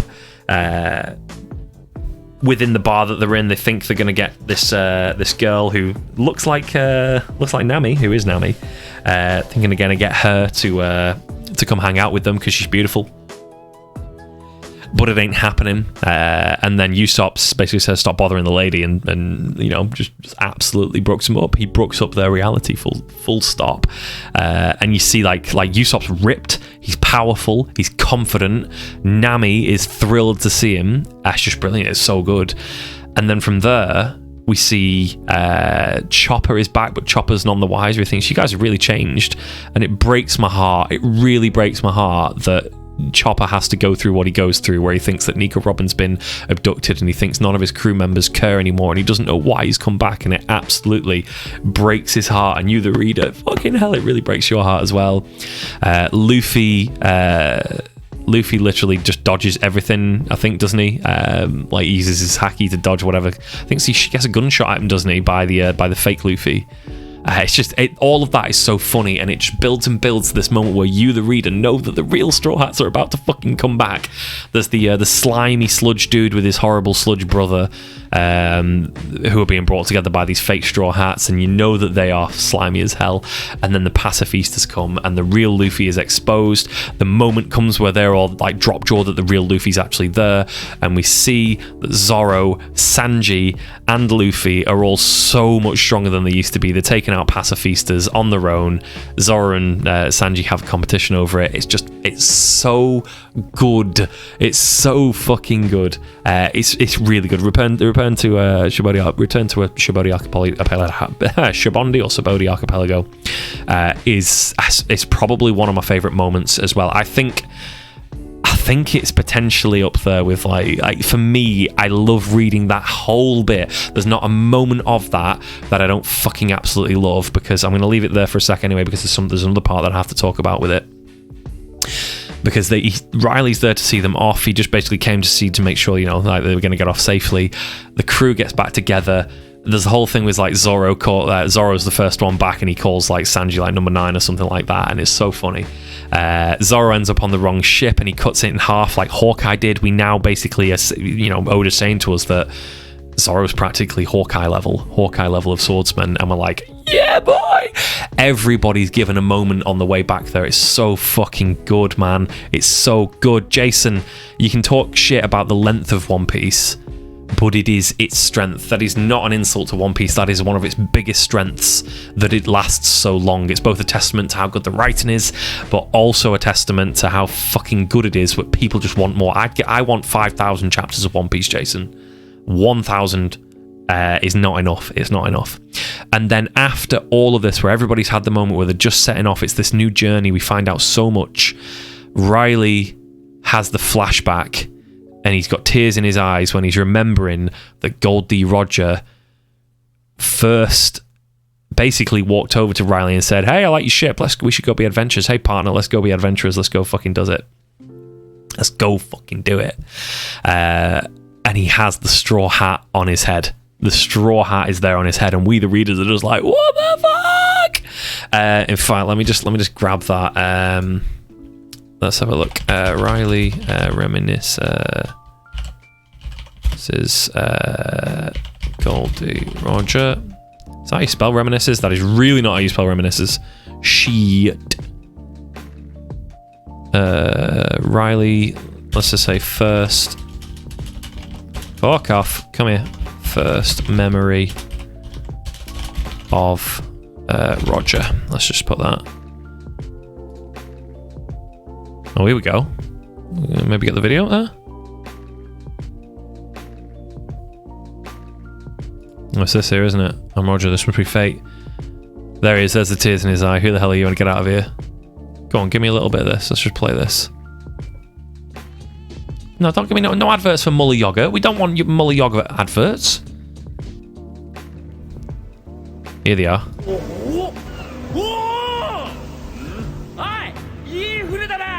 盗んだ船さ。家を焼かれて俺はここに住んどる。そうか。名前はレイリー。俺はロジャー。この出会いは So good. I'm Roger. Let's turn the world upside down. Let's sail, Riley. Let's do this. Literally just, and it's just like, well, that's fucking Luffy, isn't it? He's got the tears in his eyes. Maybe nothing in this world happens by accident.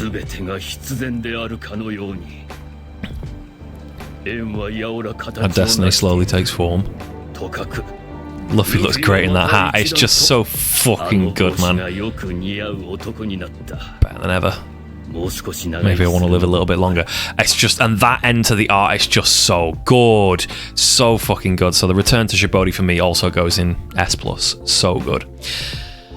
And then the first arc, our first outing as the time-skipped, powered-up Straw Hat crew. Fishman Island. And Fishman Island, this one, you probably have an idea of where I'm going to put Fishman Island. Fishman Island is rife with, obviously, racism, of slavery, of themes of prejudice and hatred, and people picking up that hatred from others, and it's not even really something that they own, it's inherited.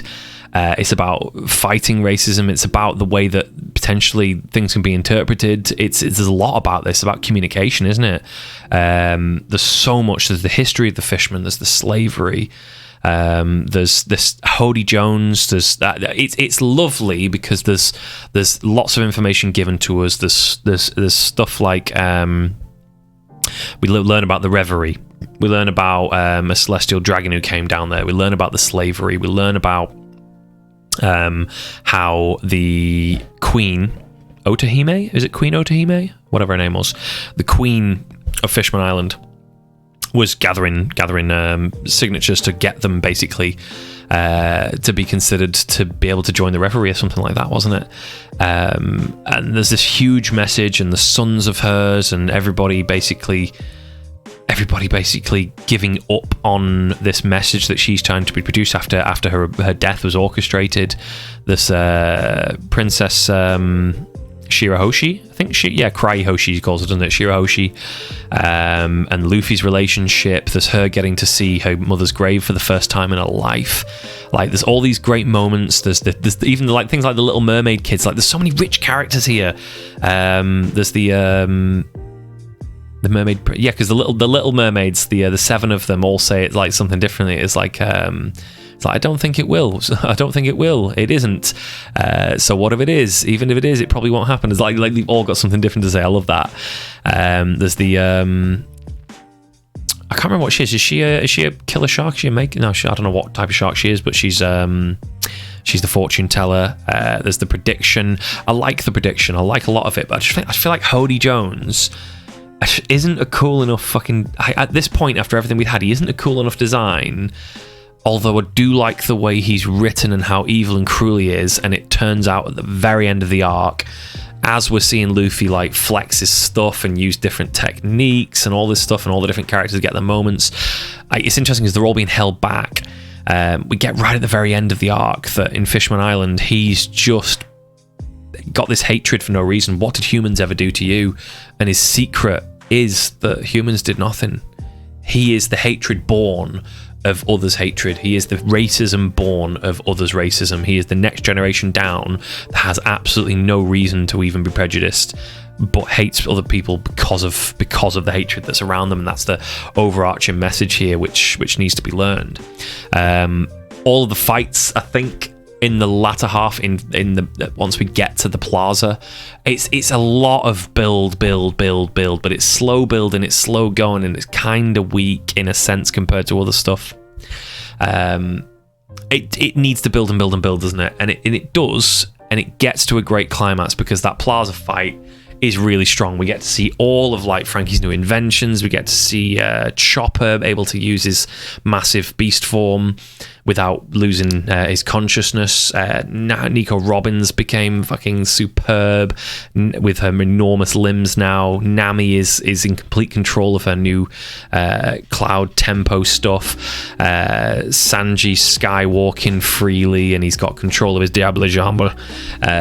Zoro is insanely strong. Like all all of the characters have their shine here. Usopp's like just like this whole new bag of fish, isn't he? He's no need for Soga King anymore. He's so strong. And the thing that kicks everything off is the final plea for... Who was it who said, help me? I think it's... Is it the princess who shouts, help me, Luffy, or something like that? And then he comes out of the Mako shark's mouth with Jinbei. And then finally he's able to help. He can't just help Fishman Island, otherwise it look like humans interfering with the fishermen again, which is not what they want. It's not what Jinbei wants. I like the bit where Jinbei has an idea and Luffy's not listening to him because he just wants to go and solve the problem the way he knows. It's one of those moments where Luffy learns, again, a little bit more diplomacy and learns maybe that there is a better way to solve an issue than his first instinct, which is to go and punch the issue in the face. And he has learned that lesson. Maybe he could have saved some of the people in his life who he's lost if potentially he hadn't done things the way he did them. So he's growing. We see Luffy grow and get smarter, and then we see him come out of there, and there's 100,000 strong army in front of him, and he uses his Conqueror's Haki, which he's been training with Riley for 2 years, and he one-shots 50,000 soldiers with that, and it's just the most moment. It's so good. It's incredible. It's really fucking good. And then the fight ensues. I don't really care for the ending, to be honest, with all of the underwater fights and Luffy again being nerfed. It's just frustrating. I do quite like him trying to destroy the ship, Noah's Ark, whatever it's called. I really like that with the way it ends, and Shirahoshi with her power that we've seen to control Sea Kings, or at least call to them, finally being used in a way that's then like prohibits the ship from falling any further. With the Sea Kings there, I love the shot of the Sea Kings like holding up the Ark. Let's say Sea Kings holding up Ark. I love that shot there. Is it that shot? It's not that shot there, is it? Where I swear there's a better shot than that. Maybe that is, yeah, because it's that one there. It's the one in the back that I like the look of. I just like the way he's chilling in the back there. He's just like, yeah, I'm holding this shit. Yeah, I love that. It's really good. I love the interaction with the Sea Kings. It's a really good finish, and it's one of those where it's like it's really strong finish which saves the arc. I think for me, it's really intricately written. It's just missing something, or rather it has some things which are a bit convoluted, it's a bit long, and I think I'm gonna stick Fishman Island in B overall. I think despite its strong end, I don't think it really saves it. Maybe Thriller Bark fits into that same category for me, actually, because even though it's got a really strong end, it's got this similar sort of issue with Fishman Island in that the end potentially is the best part about it, rather than it having this really, really strong like sort of throughput. Like some other things are completely like Alabaster's so strong throughout, Water 7's so strong throughout, like these they exist in a different plane. Arlon Park's really strong throughout, and I think I can't really say that about them, so maybe I'll just pop those down there for now. Which then leads us into we immediately surface after Fishman Island, and we arrive at Punk Hazard. And Punk Hazard,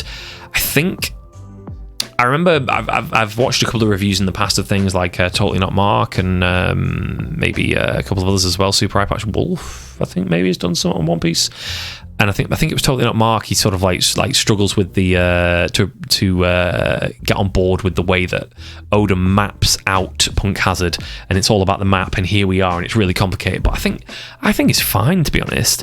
My main issue with Punk Hazard is, again, it's more a me thing than I think an issue with the arc itself. I think it's just that it frustrates me when I see the Straw Hats nerfed a lot in a lot of situations. So the freezing cold, the boiling hot, the being split up in an awkward way, some of them in prison, some of them not, having to rescue the children. Punk Hazard is really good, and I really enjoy it for a lot of reasons. Law notwithstanding, the alliance that he forms with him, the relationship between them, were like, who is it who says to him? I think it might be Nami. Nami says to Law, and it's one of my favourite bits. Or maybe Nico Robin. Let's have a look here. Just go to YouTube for a sec here. So, Law thinks alliance means something different. Here we go. Here it is. I think. Skrrr. Let me skip these ads, baby. It's better be the right clip now. I've watched these ads for it.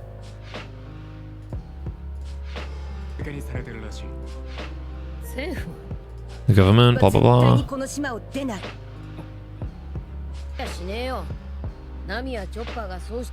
That's what I mean. Choppy one. I want it. You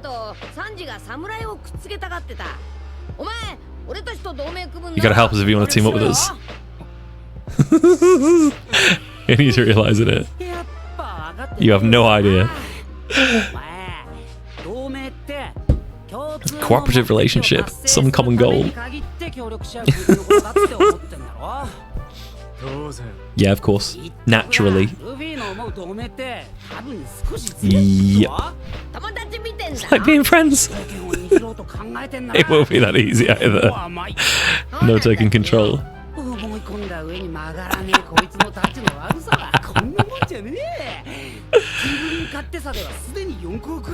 Fantastic. He just literally chucks the bugger at him. Is there another point where Law's face is like that again?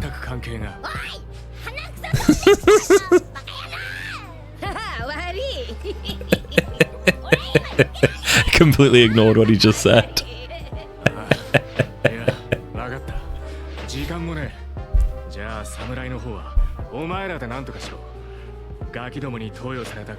Oh shit, this is the... I forgot about this bit entirely. Who's your ship's doctor? He's got to come with me.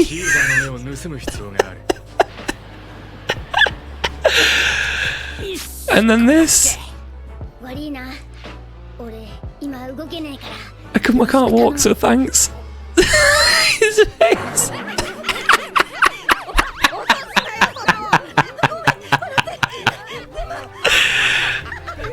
It's so good. It's fucking genius. It's just excellent. Yeah. So all of that. It's really intricate. It's a great arc. There's so much going on with it. Maybe the poison spreading is a little bit too fucking harsh, but Jesus Christ, like there's some serious heavy hitting moments here for it.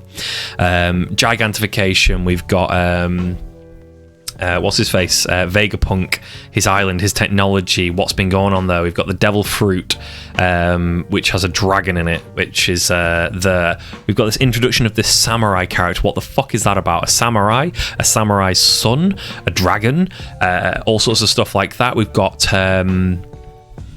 shit, what have we got? We got Smile. So we got Smile being produced there. What the hell is that? What is Caesar Clown producing Smile for? What is it for? It's for this guy Joker.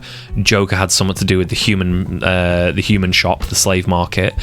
He also was, of course, the person we know who was behind Bellamy's dick-headedness much earlier on Jaya.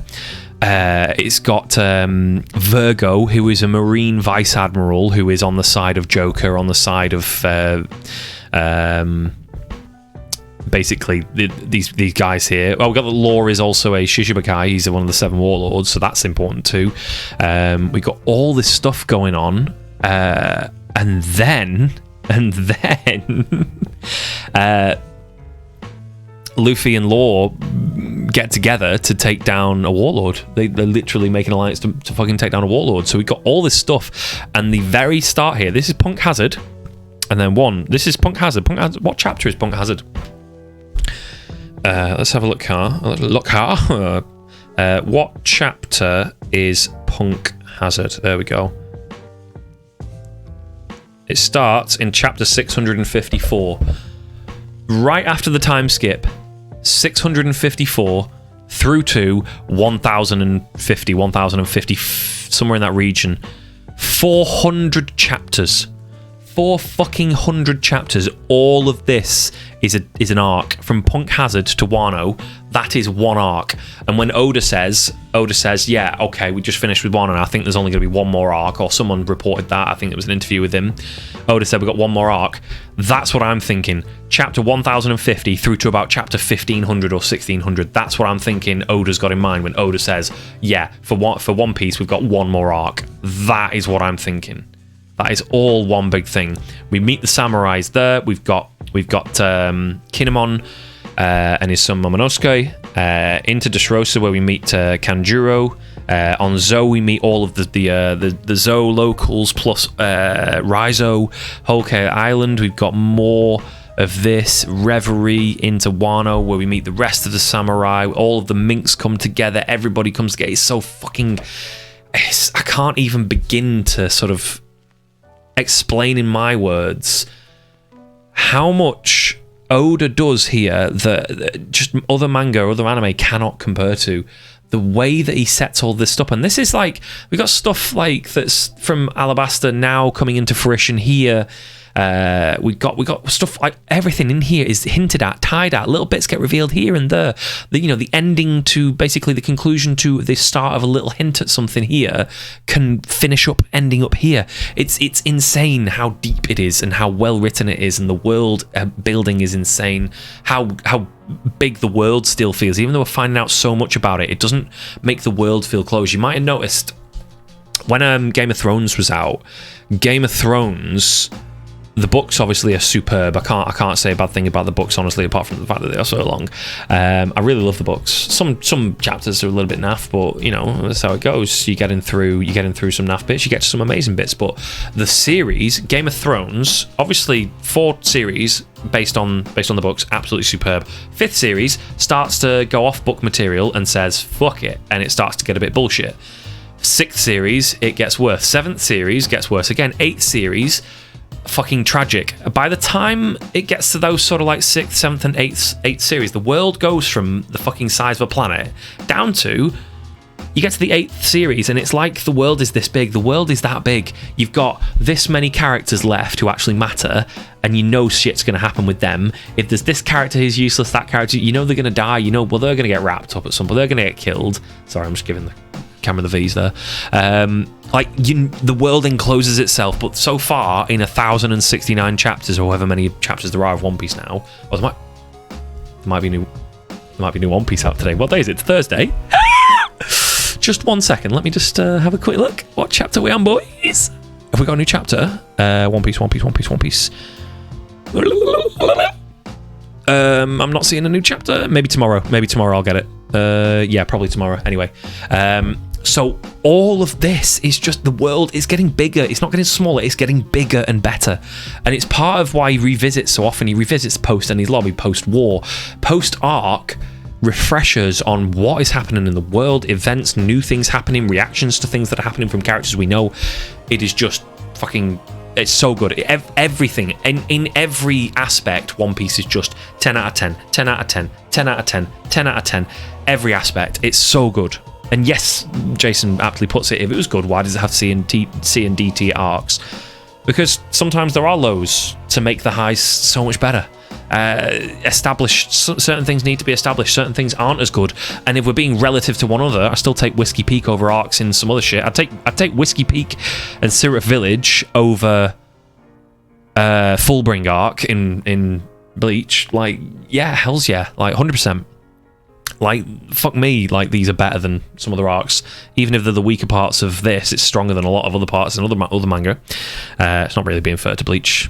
Maybe I'll get to Bleach one day, who knows, to do a dark tier list review. But then Punk Hazard has so much going on for it, and the way it finishes with Luffy looking like he's going to run away, not looking like it, but Caesar Clown thinks he's running away, and then he comes back with Grizzly Magnum with his hands all the way stretched back there with the Gear 3 armament hacky blacked up, fucking like, oh man, Grizzly Magnum, what a name for a move as well.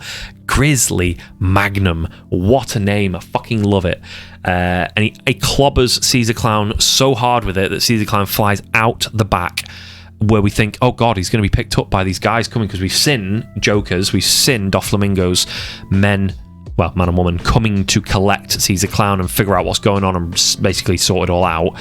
And we think that they're going to come and pick him up, but then Frankie is on top of the tanker outside, and Frankie fucking lasers the shit out of them. Frankie solos those two in the meantime, by himself, basically, which is so sick in and of itself, because Joker's just sent a couple of his top dogs to go, and Frankie in his Iron Pirate is just fucking them up outside. It's brilliant. I love it. They can't touch him.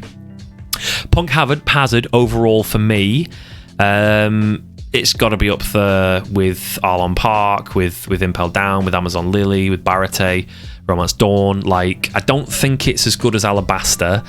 It's not as good as Enies Lobby or the post-war post-Enies Lobby bit, but Punk has... I mean, I could stick it there. It's got so much. I mean, it ends with Joker arriving. I even forgot the Marines were there. Oh, shit. Do you know what? Actually, I'm going to leave that there for a sec. The Marines are there. Smoker's there. Tashigi's there.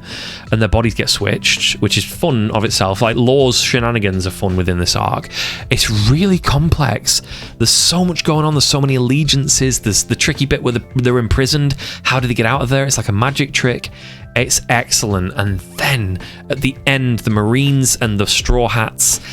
together, unable to accept each other. Oh man, and there's even more than this, because there's Nami's insistence that they are not leaving those children. Nami, as a child, was basically had her childhood robbed from her mother killed. We don't know who her real parents are. She meets her sister and her mother through chance, despite them all looking like each other. And her childhood is robbed from her. Her entire innocence is robbed from her, and her insistence that children are not to be put through anything like what she got put through is just, it's part of her character. Much like when she sacrificed the treasure, she's treasure mad, but she'll sacrifice everything for those for those around her, treasure or not. She'd give everything up for them. It's this insistence that she's got this soft spot for children like herself, like her and her sister, and how they were abused and enslaved and just oppressed. Just, it's brilliant writing, so much so that she understands that the better place for these children is with the Marines. And it even gives this, I've got a soft spot for, a Marine female because her mum was a Marine, and it just fucking, it's like everything just works into one. It's like Oda forgets nothing. It's like he's playing 4D chess, thousands of moves in advance. It's insane. It's so good. It's absolutely exceptional. There is nothing quite like the payoff of something like that. It's so subtle and small, yet if you appreciate that kind of thing, it is huge. I know some people will just be like, oh, big fights. I know a few people shout for Shuffle, oh, big fights, yeah, give me the big fight. Oh yeah, gear 4, why not gear 7? Yay. Some people are like that. Some people like fights. I am just absolutely slagging those people off on it, to be fair. Yeah, fucking just fucking use your brain for a little bit, yeah. But that's the thing, it's so strong at that point. It's so strong in all of these aspects of, again, I said it actually, I think I said it maybe in Arlong Park, and I think it might have been after Arlong Park. So what comes after Arlong Park? They get to Alabasta, don't they? So Arlong Park is the first time we see Usopp able to do anything. It's the first time we see Sanji not, sort of like held back. Zoro's fucked up though, and then Alabasta is the first time we see all of them fight, Nami included. We see Nami actually get a way to fight, a mode of fighting, whereas before we might have just been like, okay, cat burglar, she's good at thieving, she's good at navigation and maps and all that. What's she gonna do when it comes to fighting? Because the whole crew's like clearly gonna fight. Is this manga just gonna have a bunch of fighters and then some people who aren't fighters on the crew? And we see all the members of the crew contribute equally to these fights. And this is something which persists all the way through. Never in any of these arcs whatsoever is any crew member rendered redundant. Never in a single moment. And so amongst all of this other stuff, everything else that's going on, that Oda's doing so masterfully, like the little threads he's tying together, the arcs that he's bringing to a conclusion that characters have been on for hundreds of chapters, like everything, like seriously, it's insane how well they are all tied together. And in amongst all of this, he doesn't miss a beat. Not a single character is wasted. Not a single character is left by the wayside, unable to actually do something. They're all given character specific, backstory specific ability. It's just so fucking good. It's so good, man. Cav, you can say that, but again, it's just so good. I'm giving a fraction of the appreciation that the series deserves to it in this time. So Punk Hazard, do you know what? For the way it ends, with the way that Smoker's there, and he basically tells his men to like, shut the fuck up, you can appreciate him, and all the guys are like, oh, we love you, like you guys are the best, etc., etc., etc. That's brilliant. But then after they've left, Doflamingo arrives and he's got Smoker completely strung up, and he's about to murder Smoker because Smoker knows now there's no other way out of this. And then Aokiji, out of nowhere, this man completely separated from the Marines is there on Punk Hazard, saves Smoker's life, and Doflamingo doesn't want none of that smoke. Don't want none of that smoke. He don't want that Aokiji ice baby. Ice baby. Boom, boom, boom, boom, boom, boom, boom. He don't want it, and it's just masterful. It's so good. So, I mean, no, I've done it before. I had things like Thriller Bark up there before, and I moved it down here because I don't think the ending should justify everything.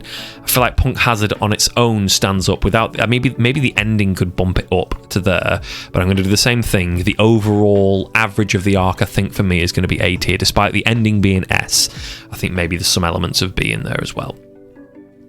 Which then pumps us into Dressrosa, which is Dressrosa. It's layered, it's thick. I mean, I can't even. I should just stop saying it, because obviously you know it's deep, you know it's rich. You've got all these through stories being put in there. You've got Don Chinzo, you've got the Colosseum, you've got the Mera no Mi, the fire fruit.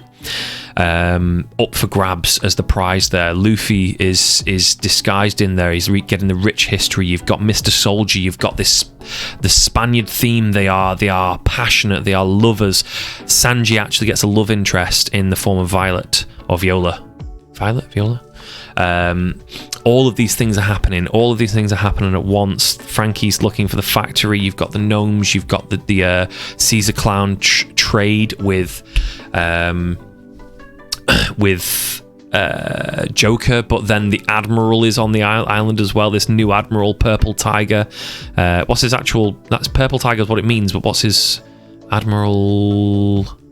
Oh god, I can't remember his name, but the Purple Tiger Admiral.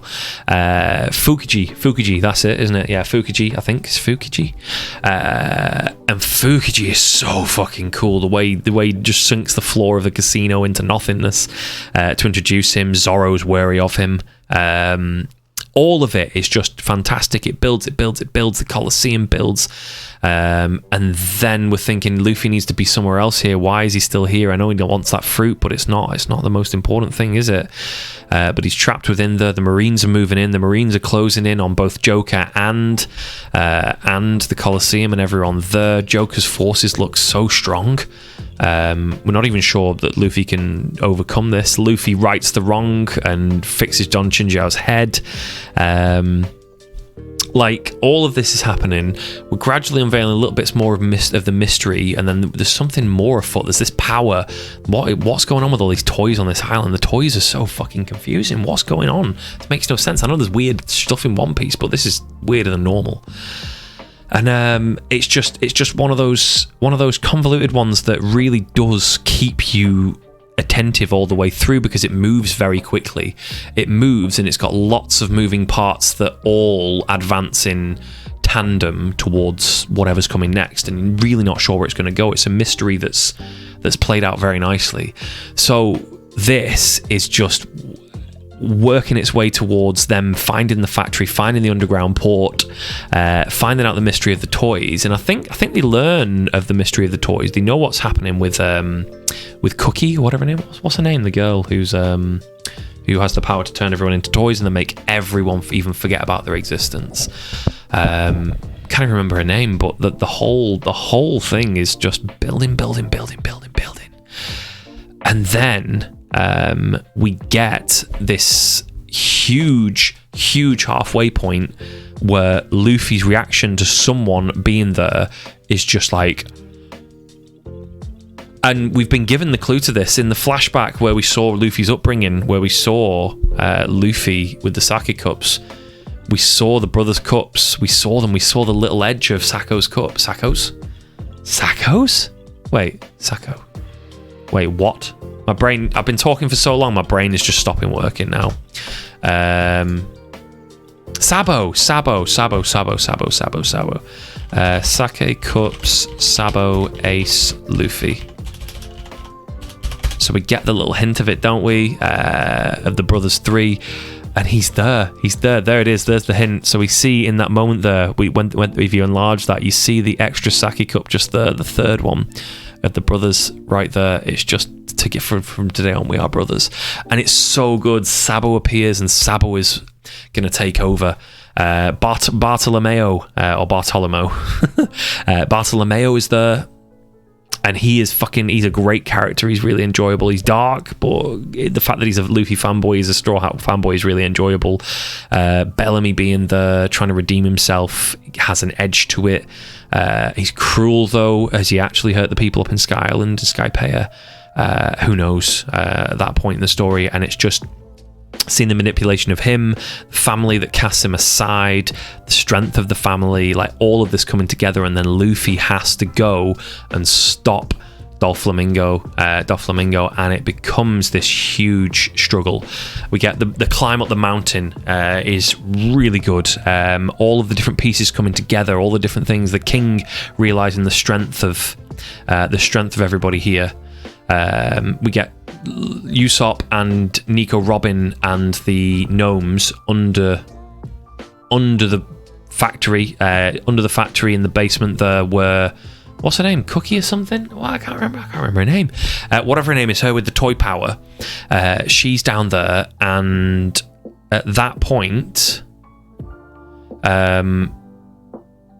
we get this really interesting moment where the down in the bottom of the toy factory, where Cookie or whatever her name is, and Nico Robin, all of the gnomes are turned into toys, and then Nico Robin is turned into toys, and Usopp runs. Usopp no longer has any memory of Nico Robin, and he runs. And it's like, fuck's sake, Usopp, you've come so far. We've just seen you in Fishman Island and Punk Hazard be this guy who is absolutely top tier now. You are a beast now. You are Usopp, member of the Straw Hat Crew, this brave warrior of the seas. You are becoming your dream of going to Elbaf to see the giants in their homeland of the brave giants.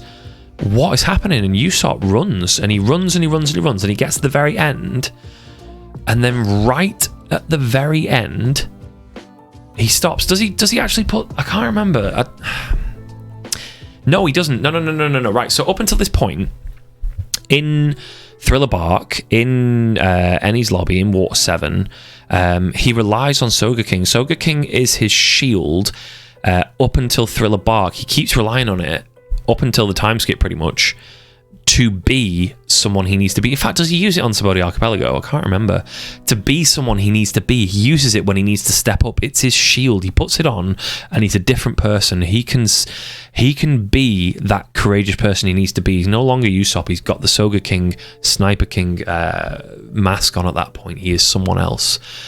And if you erase Nico Robin from his memories, Water 7... and the fact that he got on that train to get to Enies Lobby, and the entirety of Enies Lobby, where he then puts Nico Robin as the focus there. He has to step up. He has to save that person who's something to him, who's so important to him. You erase Nico Robin, and goes with it all of that courage that he built throughout this into... Soga King's probably gone as well from his memory. Maybe it's there, but Thriller Bark's gone as well. And I can't remember if he puts the mask on here in Dressrosa or not, but he's that fearful coward again. He is that scaredy cat who can't confront his fears, who is no longer courageous. And he runs, and he runs, and he runs, and he runs, and he's going to betray everyone because he's that coward again. And at the final moment, the last moment, where it really matters, he gets to the last moment, and his conscience strikes him, and he builds the courage again, and it's so powerful. And I didn't get it on my first read through at all. I didn't get that. I didn't understand, but he does. He gets that courage back. He builds and builds and builds it, and he faces his fear, and that is enough for him to finally put on that face that scares the shit out of Cookie, whatever the hell her name is. It scares the shit out of her, and that little girl, who's not a little girl, passes out, and all of the toys are free. And at that point, At that point, everyone's memory comes back of all of those people, including Mr. Soldier, the toy soldier, who is the hero of the Colosseum. What's his name? Hero of the Colosseum. Why can't I remember his name? Or why can't I remember? Let me just get a bit of research done here. One Piece, hero of the... Is that how you spell Colosseum? There's one L, I thought it was. Hero of the Colosseum. What's his name? Kairos, isn't it? Kairos. One Piece toy fruit. Who owns that one? Hope you know what I mean. Sugar, not cookie. Sugar.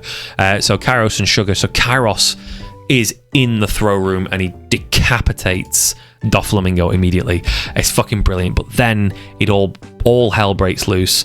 Luffy gets sent. Everybody gets sent down to the bottom, and it starts this fight where basically we've got to return now to the top. Luffy and Law, let's just cut forward. Luffy and Law make it to the top. Everyone else is fighting different battles at different parts, and they're all off fighting their respective like strongest members who they can fight. Zoro fighting Pika is hilarious because he's so fucking funny with his high-pitched voice and how much he gets pissed off. Zoro's conclusion to his fight is genius, especially with the way he absolutely ramps up his Haki to the max to do it, with the King Punch throwing him all the way across the place to do it. Doflamingo, the moment... In fact, let me just go back. One Piece. Luffy stops Doflamingo foot. This moment is so good. The way that he's just about to get stomped on. Can I have a gif of that, please? Give me a gif. The way he stops the foot is so good. Not that. There we go. Here's the one. He's literally, Law's about to get crushed, and then right then and there, Luffy's foot is in the way. It's just brilliant. It's just so fucking good. It's excellent. And Law's obviously just regretting everything at this point, because his whole thing, the whole reason that Law went into alliance with Luffy was not to kill Kaido, was not to take down an emperor, in essence. It was to make sure that Joker went down, to make sure that Joker died. And that is Law's misery right there, which is just so good as well. And then the birdcage happens, and then everyone who was made into toys, who's now been saved by the Straw Hat crew, is now fighting for their life, relying on the Straw Hats to save them, basically, to defeat Doflamingo. It's down to Luffy to do it. No one else in there even stands a chance. And it is there where we see Gear 4. Gear 4, and it is hype as shit, but it comes with its downsides. And the fight requiring him to get a second Gear 4, I quite like, because the people are basically making their choice of, we are going to side with Luffy. We're not going to hand him over to you. We're going to fight for you. The announcer from the Colosseum helps. Everybody contributes. Everybody's pushing on the birdcage. The birdcage's so good. We get the whole backstory within this with Law and Corazon, which is absolutely superb. Really strong writing. It's really good, and it speaks to why he is the Heart Pirates, because that was the heart seat. Corazon meaning heart, I think, as well, just literally. The fact that then he also explains that you are, Trafalgar Waters D Law, or D Waters Law, whatever the hell his name is. Law, you are a D, and that is so important. We get information about the D, the will of D. The D are the ones who stand in opposition to the Celestial Dragon. We don't really know what it means, but the D are always, it keeps saying that the D are always at the scene, basically, when something historical goes on, when some large uprising happens potentially. So we get all of it, and it's so good. We get that Virgo was the one that basically made it all go wrong, and for Corazon to get killed in the end. We get the X-Drake. X-Drake was a Marine in the past. Obviously, we knew that he was Rear Admiral Drake, but he's deep undercover, to the point where maybe even Kizaru doesn't even know, because Kizaru was I don't know, maybe he knew, maybe he doesn't know about X-Drake being a Marine through and through. Deep undercover, but we get that as a reader. And then finally, Luffy, in direct reference, I think, potentially to the Alabasta finish. So the Alabasta finish is Luffy hammering upwards to expose the corruption of Crocodile, this underground snake, underground crocodile. Luffy is the one who is basically unknown. Luffy is the one who is a nobody to the people of their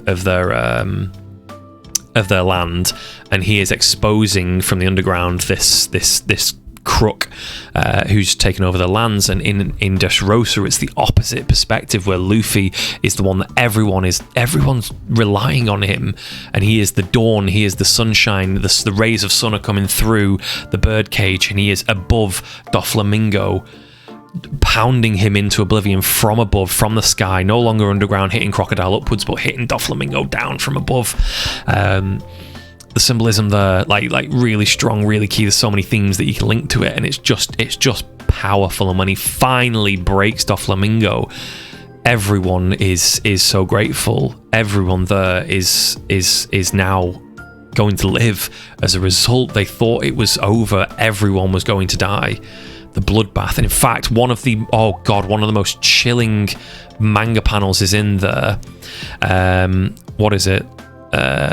Doflamingo blood. It's in the manga. I'm trying to think what chapter was it. Can I please have that search go through? That would be nice. Where's the quote? Bloodline. Manga.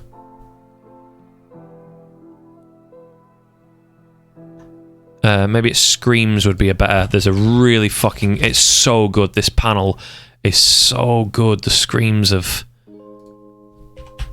Doflamingo. It's going to be hard because Doflamingo screams is the line, isn't it? Just one sec. I'm wondering if I can find this on Twitter, because I did tweet this out at some point in the past. Can I search my own tweets here? Search for @Spartan_throne. _throne Doflamingo. No results for that. Doflamingo, Luffy. There's Pinwheel. There's Alabasta there as well. No.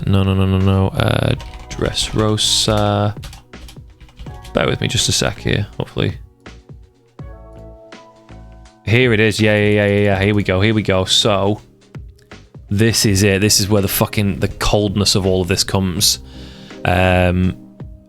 Like I said it myself, there's a bajillion times that One Piece hits the mark, but I totally forgot how much the end of chapter 783 is right up there. So, Doflamingo gets the upper hand of him. You're not going to let Law's attacks go to waste. And when exactly were you going to beat me? The 1 hour time limit is the amount of time until the birdcage closes entirely. Some of them are hobbled. There are bedridden elderly, even suckling babes. Who will be the first victim? Within 30 minutes, the dead will begin to mount somewhere or another. After 40 minutes, you'll be able to hear their screams from here. By the 50-minute mark, the land will be as red as a flattened tomato. And an hour from now, there'll be no more voices. While I'm sure the fate of Dressrosa means nothing to you, the dead will curse you as they leave the mortal coil. If only you hadn't come here, Dressrosa would still have been at peace. You liar! It's all a sham. And then he flashes back to the light and darkness here at Polar Extremes. All the toys in this kingdom were originally human. It's like, there are unlucky souls in every country. There'd be no end if you decided to save them all. Does the passing pirate fancy himself a hero now? Stop getting in my way.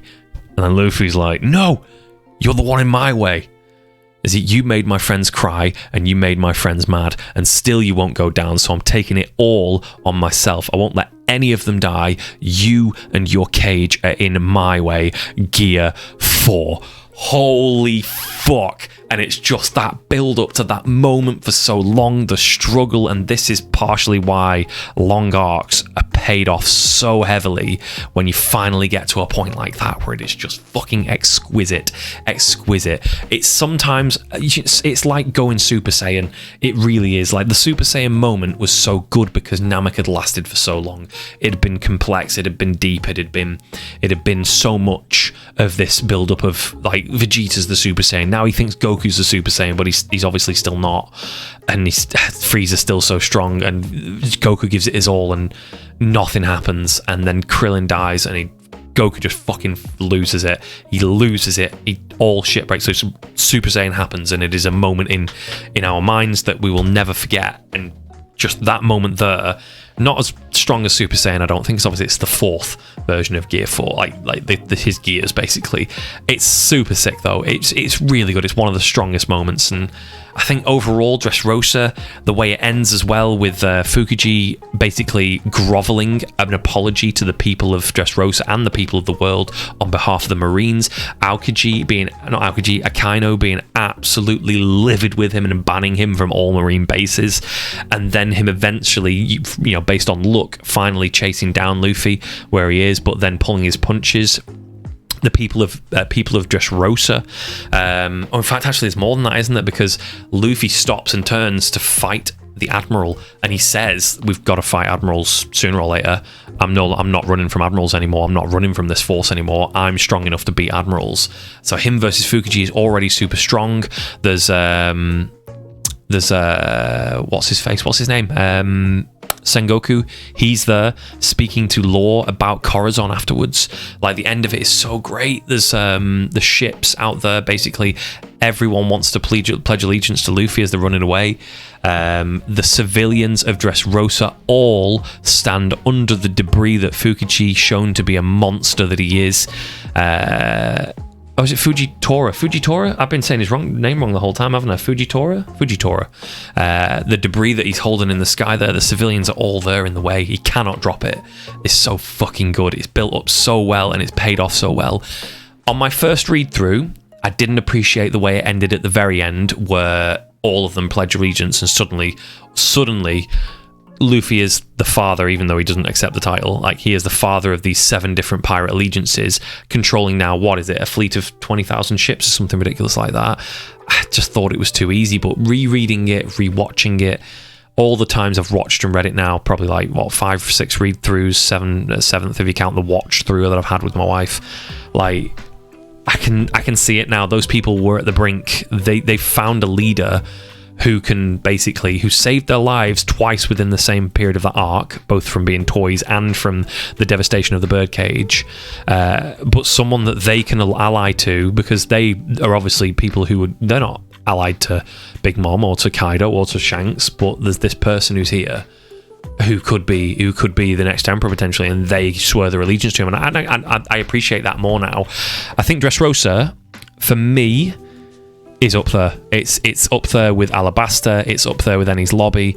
I don't think it's quite the Water 7, because Water 7 is just so tight. I love the Shiboris and Marineford. Like, they are pinnacle. They are peak One Piece. But Dressrosa really touches into that sort of way. But so does Alabasta. I could easily put Alabasta up there if I really felt like it. But I think there does serve to be some distinction between these 5 and these 4 so far. Jesus Christ. And then Zoe. I forgot to even mention that halfway through this arc, 4 members of the crew, Sanji, who by the way 1v1s Doflamingo, which is sick. So sick. I love it, because that shows that he's at least in some way within the same sort of realm, maybe, as Doflamingo, potentially, and later on will definitely be within that realm, strong enough to potentially take on someone like Doflamingo by the time we get to maybe Wano, because obviously Sanji's not going all out, and even though he's Doflamingo's got way more to show.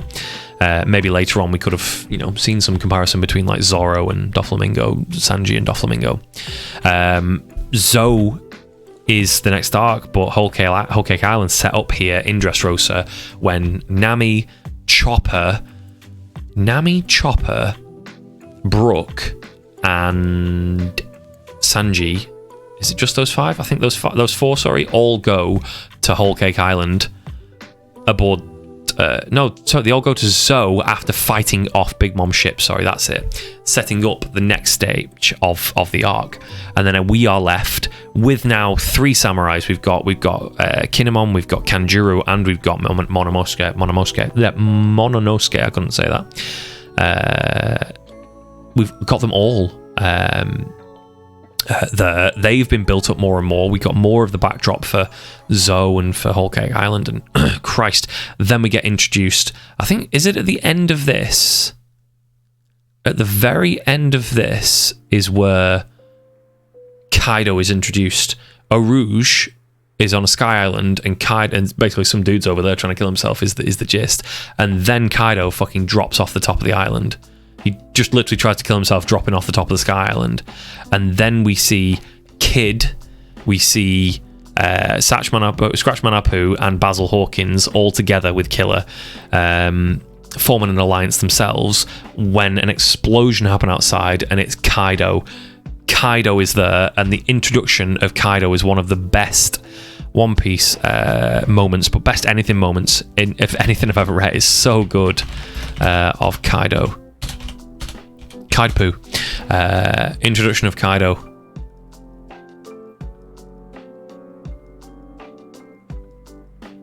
Where is he? I think that's the panel I'm looking for. Kaido, Kings of the Beast. He's basically fallen out of the sky. He's come out of this crater. He's survived again. Old Whitebeard did it right. People say in a one-on-one fight, always bet on Kaido. Land, sea, and air. Out of every living thing in the world, this pirate is said to be the strongest creature alive. I guess there's no choice but to go through with it. Damn it all, hurry up, Joke, and prepare for the final battle. Let this dreary world be destroyed. Start the greatest war this planet I've ever seen. There's that. It's the bit before it, isn't it? To speak more of this man, there it is. He had tasted defeat as a pirate. Come on, load for me. Can you load? Where are we? Where's that panel? Come on, load for me. Not that. Don't know what this article. How Kaido met his 3 calamities. To speak more on this man. Here we go. If he's serious, I won't stop him. He had tasted defeat as a pirate on 7 occasions and been caught by the Navy or enemy ships no less than 18 times. He was tortured time and time again, lived as a prisoner, and finally attempted suicide, the very rare act of suicide by jumping from a sky island. This build-up, there's more, but it's just so good. It's such a good fucking build-up to introducing Kaido. And then we arrive at Zoe, and Kaido's 3rd strongest man, Jack, is there. I'm not sure if we know he's his 3rd strongest man, but we know that Jack is has a billion bounty on Zoe. And it's just fucking excellent. It's so good. The way that Zoe is built up, Jack is there. He's devastated the island, and we don't know what the hell has happened or who the hell has even been here. We are introduced to the minks, and they are hostile at first because they've just been devastated by people. There's this aspect of don't let them know about the samurai, but the samurai have just fallen back down off the edge of Zoe, so that's a ticking time bomb waiting to happen. They fight through... They fight through some of the jungle, basically, don't they? They fight the ape guy and the bull guy, don't they? They get to meet the two, the King of the Day and the King of the Night. They meet Neko Mamushi, the King of the Night, and the King of the Day in Duke Dogstorm and Cat Viper. At which point they are still sort of wary of the Straw Hats, and the Straw Hats wary of them. They believe that one of their crew members is dead, and I think it's Sanji, but it turns out that I don't know what they're confusing Brook with, like, one of them's a corpse basically or something is what they're saying, or maybe that's why they said that one of them's dead, and then Sanji's obviously gone off to Whole Cake Island with the Fire Tank Pirates, and with I still can't remember his name. God damn him! Why can't I remember his name? No, he's gone. He's gone from my head. I'll have to Google it in a bit. So yeah, there's all of this going on, and then the samurai finally catch up. We hear the story of their plight, and then the samurai are there, and the samurai, we realise now, are the reason that they just went through it. Why Cat Viper only has one arm, and is it one arm or one leg? Duke Dogstorm only has one leg, and why the Cat Viper only has one arm. why the people went through such suffering and the death of the plague that is Jack. It's fucking awful. And the samurai just reveal themselves, and then it's like, Jesus Christ, no, please don't, please don't, please don't. And 2 more of the samurai are actually there on the island, and it's confusing as hell because Momonosuke knows them, and Momonosuke is a young boy, but they swear fealty to him. They bow to him, and Momonosuke's already said that he's met Gold D. Roger. There's some other weird stuff that he's talking about where he's from a different time, and he's from a different time. He's literally from a different time, and he hasn't aged one bit. These Cat Viper are talking about being on the ship, and Duke Dogstone talking about being on the ship with Gold D. Roger like decades ago, or them being in Wano years ago, like whatever it might be. And then they reveal that Raizo is on the island. They have protected him this whole time, and the poneglyph is there. Everything is safe, directly basically as is intended. We did it all for you, Lord Momonosuke. It's just fucking brilliant. Like, it's really good. Zou is a really strong art for me. I really liked it. There's nothing really too much to be said about it because there isn't an enormous battle, but we do get lots of stuff. There's the poneglyph. We find out about the road poneglyphs, or load poneglyphs as they're going to be called these days.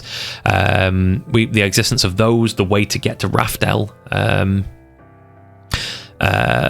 There's so much going on there. There's probably things that I'm forgetting here, most certainly. There's lots of good stuff. There's Garchu.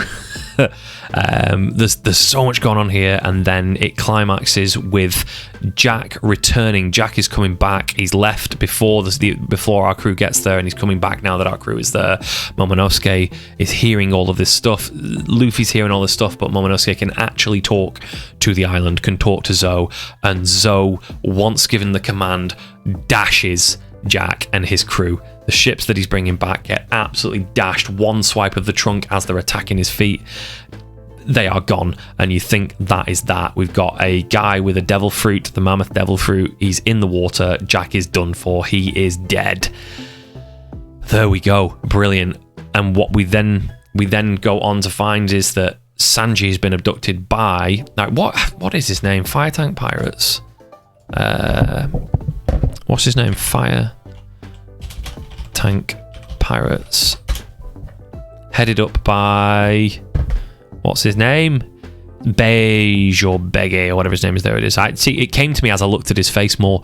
Is it Bedge? I'm just going to call him Bedge. I've never really Bedge. I don't really know how to pronounce it, to be honest. Bedge. I'm going to call him Bedgie. Let's go with Bedgie.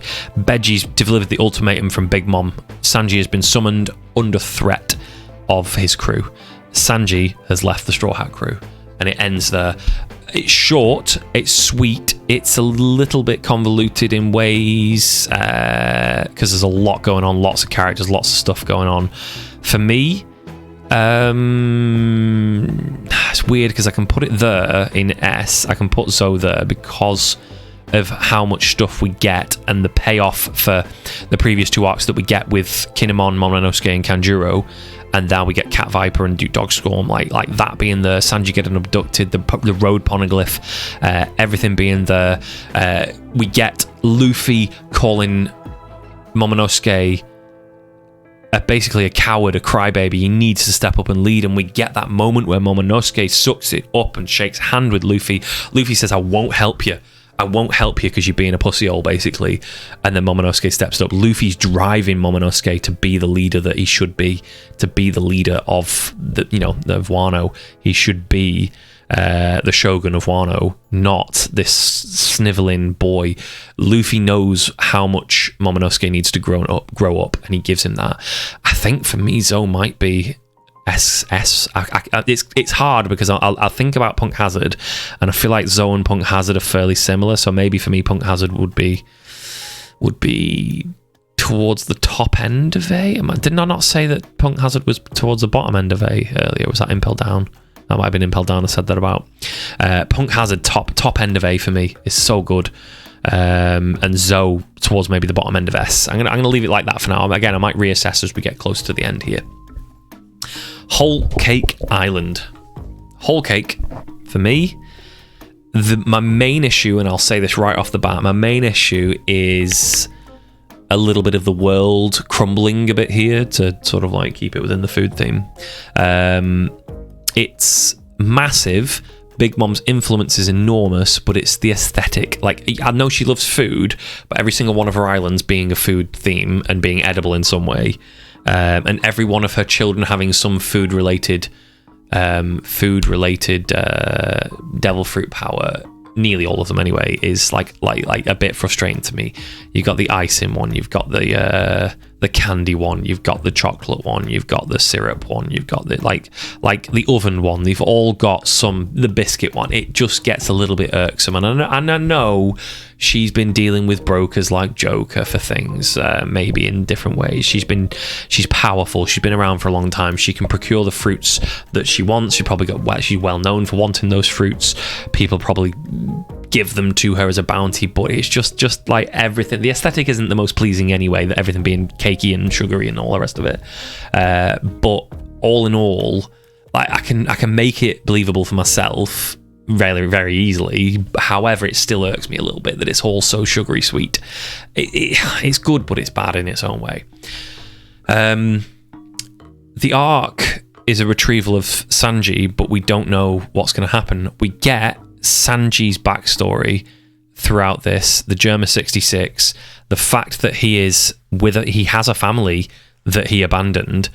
It kind of feels shoehorned in a bit. It kind of feels, even if it was set up, because way back on Jaya, it was established that Sanji had crossed the red line with his family at some point, and that we know from the events of Sabodi and the Sabodi, like Return to Sabodi, Marineford, all that is something that is not easy to do. If your whole family is crossing the Grand Line, and Dressrosa, because that's what Doflamingo's family basically did. They came down off the red line, and we know that it's a big deal. We know that it takes enormous riches to be able to do that. So Sanji had done it, and we'd had the clues that are set up for us all the way through. Sanji's family had done it, and that sort of sets it up. But them being like super scientists, the basically superheroes of the comic book world almost, or the evil villains of the comic, I don't know.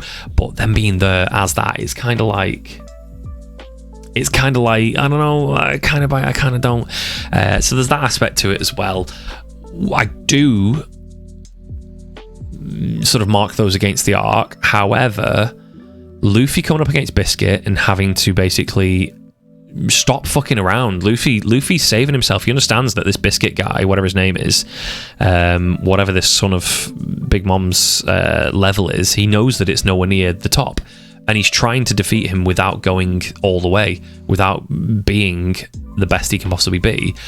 And he realizes that he can't do that. He can't hold back. He's going to get his crew hurt if he tries to hold back in order to basically say to himself that, yes, I can beat Big Mom later, or some of her bigger powers later. So he goes there. He finally defeats that Biscuit guy, and it's really good because that guy again is worth $1 billion, isn't he? I think, as well as Jack was. That guy's worth $1 billion, or is he? Is he worth $1 billion? That guy? I think he is. I think he's worth. Is his name Cracker or something? Whole Cake Island fights. Let's have a look here. Let me just get Luffy versus. Let's have a look. Is it Cracker?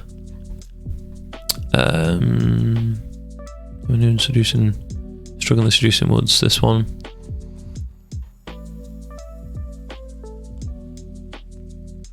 Sanji's loyalty tested.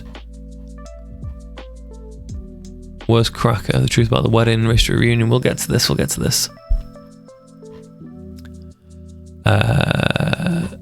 No, it must be way further back. Let me go back to the start of this here. Sanji. Charlotte Pudding. Charlotte Chiffon. Oh shit, there's stuff that I even forgot to mention here, isn't there? Charlotte Praline, complete husband, pull out 40 years. Moscow. I actually can't find it. I'm pretty sure he has a billion berry bounty, doesn't he? Randolph, here we go. Charlotte Brûlée, Climate Type, Mirror World, Monster Point, Luffy as Night fairly realized he captured the real Nami, blah blah blah blah blah. Charlotte Cracker, here we go. So Charlotte Cracker. Does it give me his bounty? 800. Oh, so he's not a billion, is he? But he needs to be able to take this guy down 100%. So yeah, he's fighting them. He's going through all this trouble, and meanwhile, like, Nami's been abducted. She's in the mirror world. It's lovely the way Oda writes these characters' powers and uses them so effectively.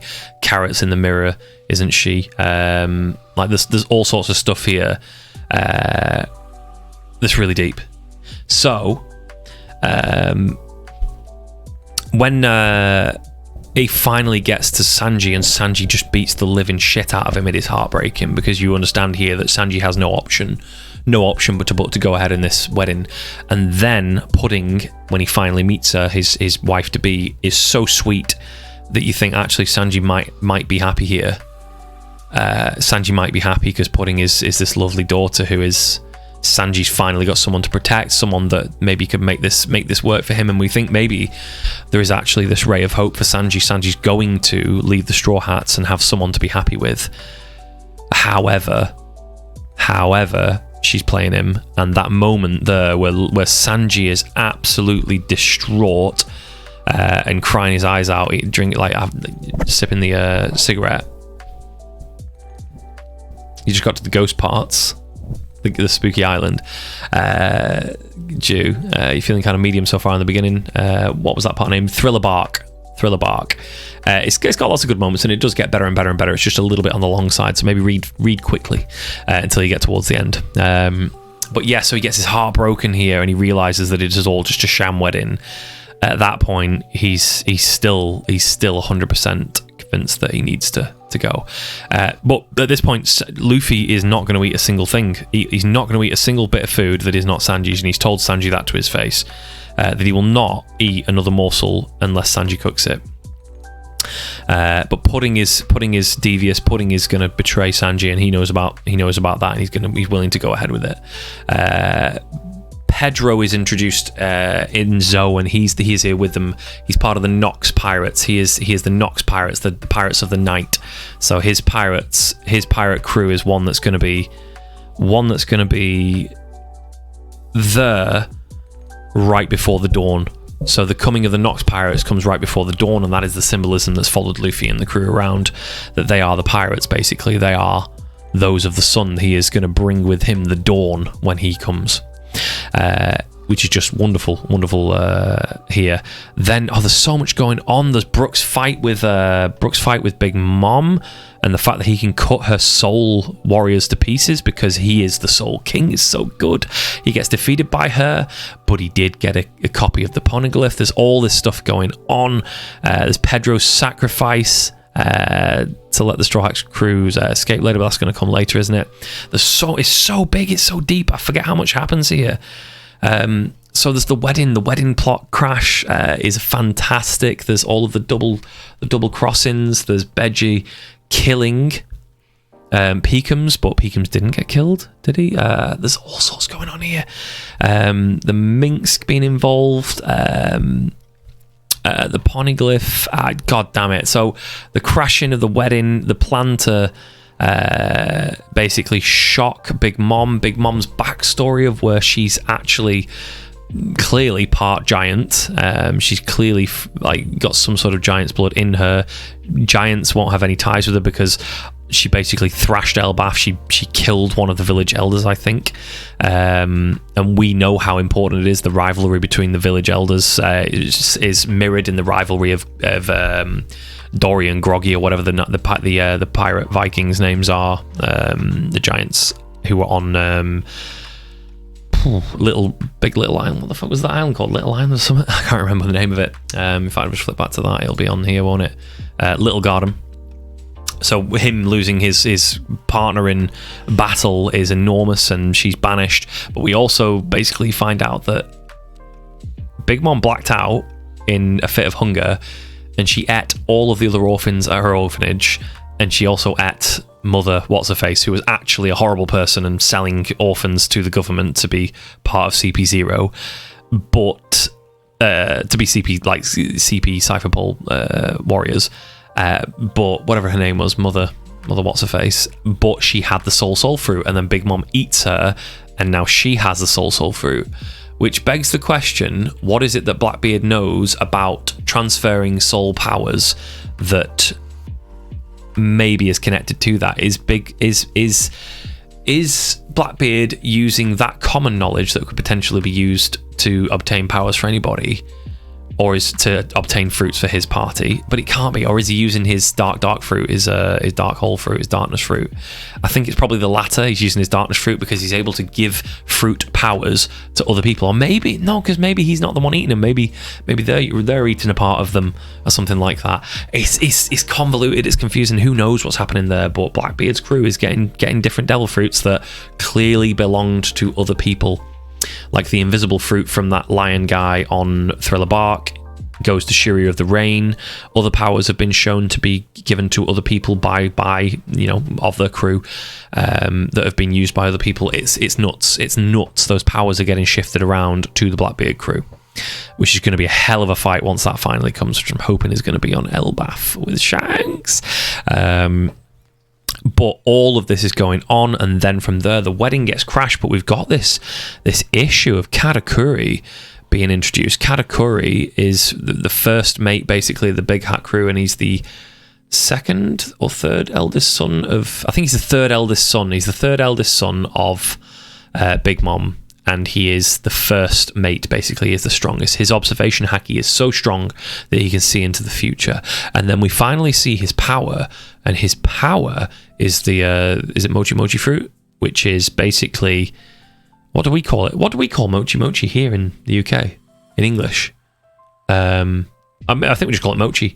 The only Mochi we've ever had in this country is something called, is it Little Moons? Little Moons, and it's like chewy ice cream, them Little Moons.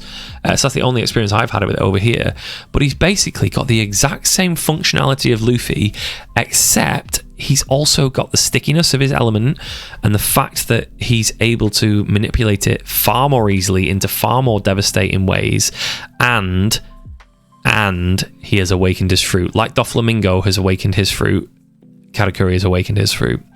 Luffy has not.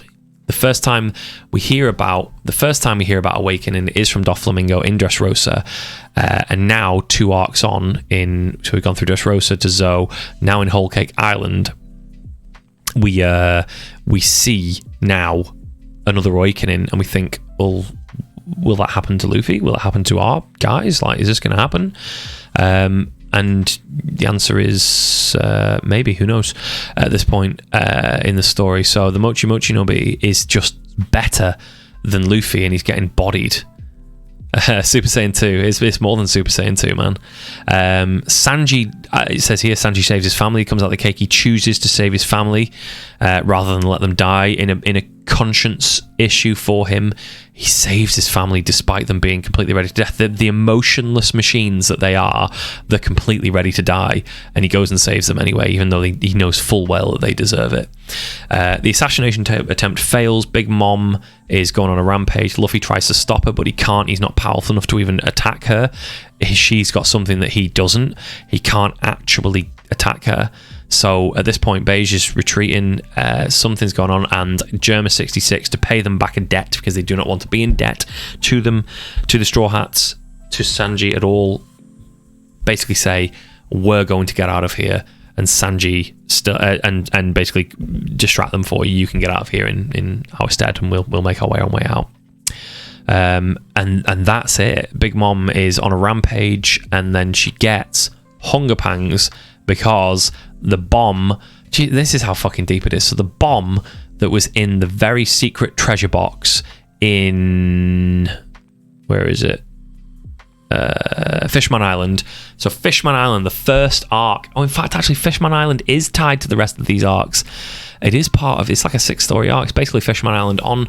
so the secret box, the Tamatake or whatever the hell it is, Tamateo box or whatever it is, has a bomb inside it. That secret treasure was given to Big Mom as part of the treasure that the Straw Hats had at that time at the end of Fishman Island. They gave it to Big Mom, and Big Mom is opening that at some point in the day. However, in the chaos of all of this stuff going on, someone thinks, let me see what's in that magical treasure box, and it blows up at the base of Whole Cake Island, and the wedding cake that's already ruined is now completely destroyed in the collapse, because maybe she could have had some leftovers, but now it's completely fucked. This collapse causes the entire island, the entire castle to get destroyed, and as a result, all of the cake's completely gone, and she is now in a dizzy, in a daze, and completely losing her fucking mind. And then it's the escape. The escape sequence is brilliant. Jinbei, oh, I forgot about this. Jinbei says he's going to leave Whole Cake Island, and she says, cake or death? Eddie Irving reference there. She says basically, what is it? Death or life or whatever. I don't know what she basically says, like, but basically she's going to take the life from him and the life from him, and he says, take my life, like, it's fine. But because he has no fear of her, she can't take anything from him. She has no fear of her whatsoever. He's so cold. Jinbei is so cold, man. He's a cold ass motherfucker. She can't take a single minute from him. It's fantastic. And then later on, he's paying back everything to Luffy to get them off there. We've got Sanji and Luffy emerging. Oh shit, we got the Katakuri fight as well. Luffy has to basically develop his observation haki to get there.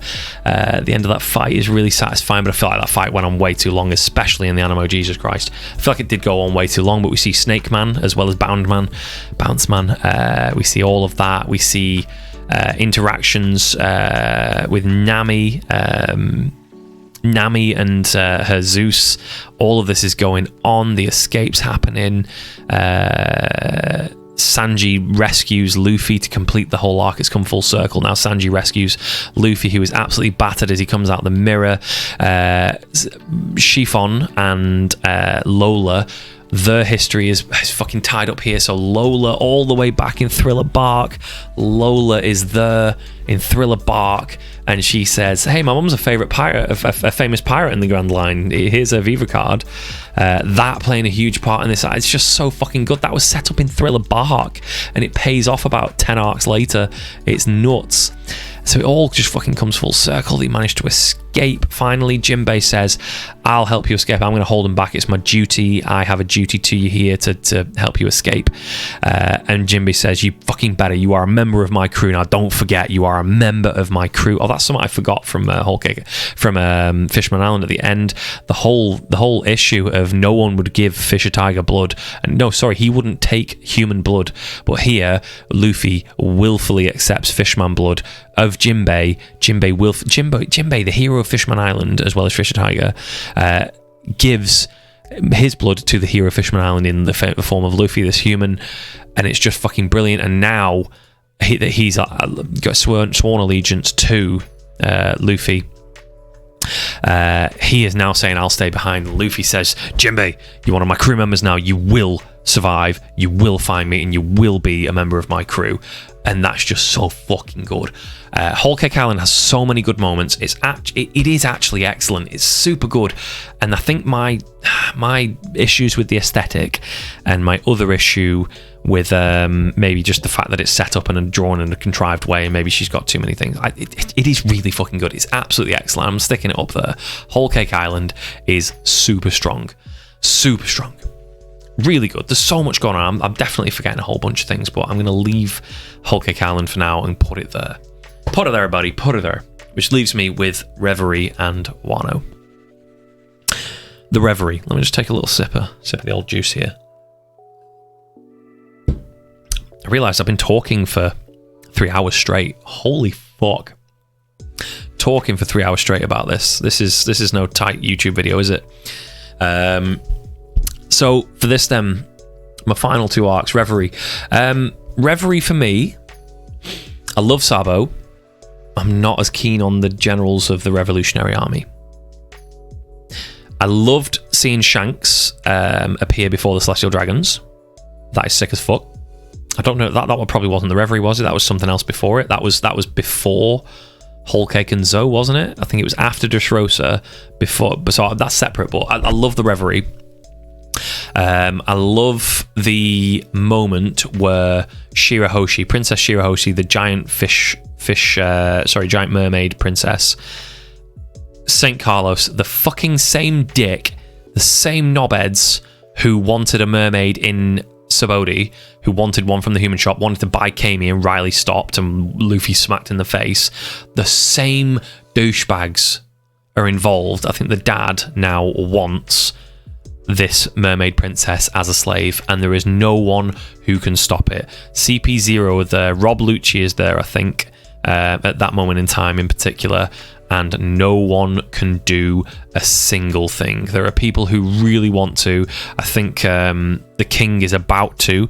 The king of Fisherman Island's about to do something, but he's powerless basically in the space of something else. Rob Lucci shoots him a look and says, "You better fucking stop. Don't even think about it." And at that moment, the only person who can touch a celestial dragon, another celestial dragon, comes along, and I can't remember what he does. He just bitch slap. I think he bitch slaps the other celestial dragon. And at that moment, we see that this is the very same celestial dragon who was at Fishman Island in the flashback, who the queen of Fishman Island helped nurse back to life, and then went up to Mary Jo, or Mary Jo's, to be able to enable them to get this reverie position in the first place. It's the same guy, and it pays off. Fucking arcs, like it's like 400 chapters nearly later, 300 chapters later, that pays off. It's just again, it's that beautiful, intricate, woven writing style. It's the 4D chess 1,000 pieces ahead against 12 opponents at once. It's nuts. It's insane. Sabo, his part in this is really big. His fury when he sees what they've done to Kuma, what that stupid St. Carlos and whoever else did to Kuma, his fury is unbridled. We also see someone else, don't we? Isn't it Bonnie? Isn't it Bonnie? Julie Bonnie? Isn't she there as well? And this is now becoming clearer now, but I think she's there as well, isn't she? Is that her? It's either her or some other old lady, I can't remember. But it's a bit mysterious, this. It's a short one, the Reverie.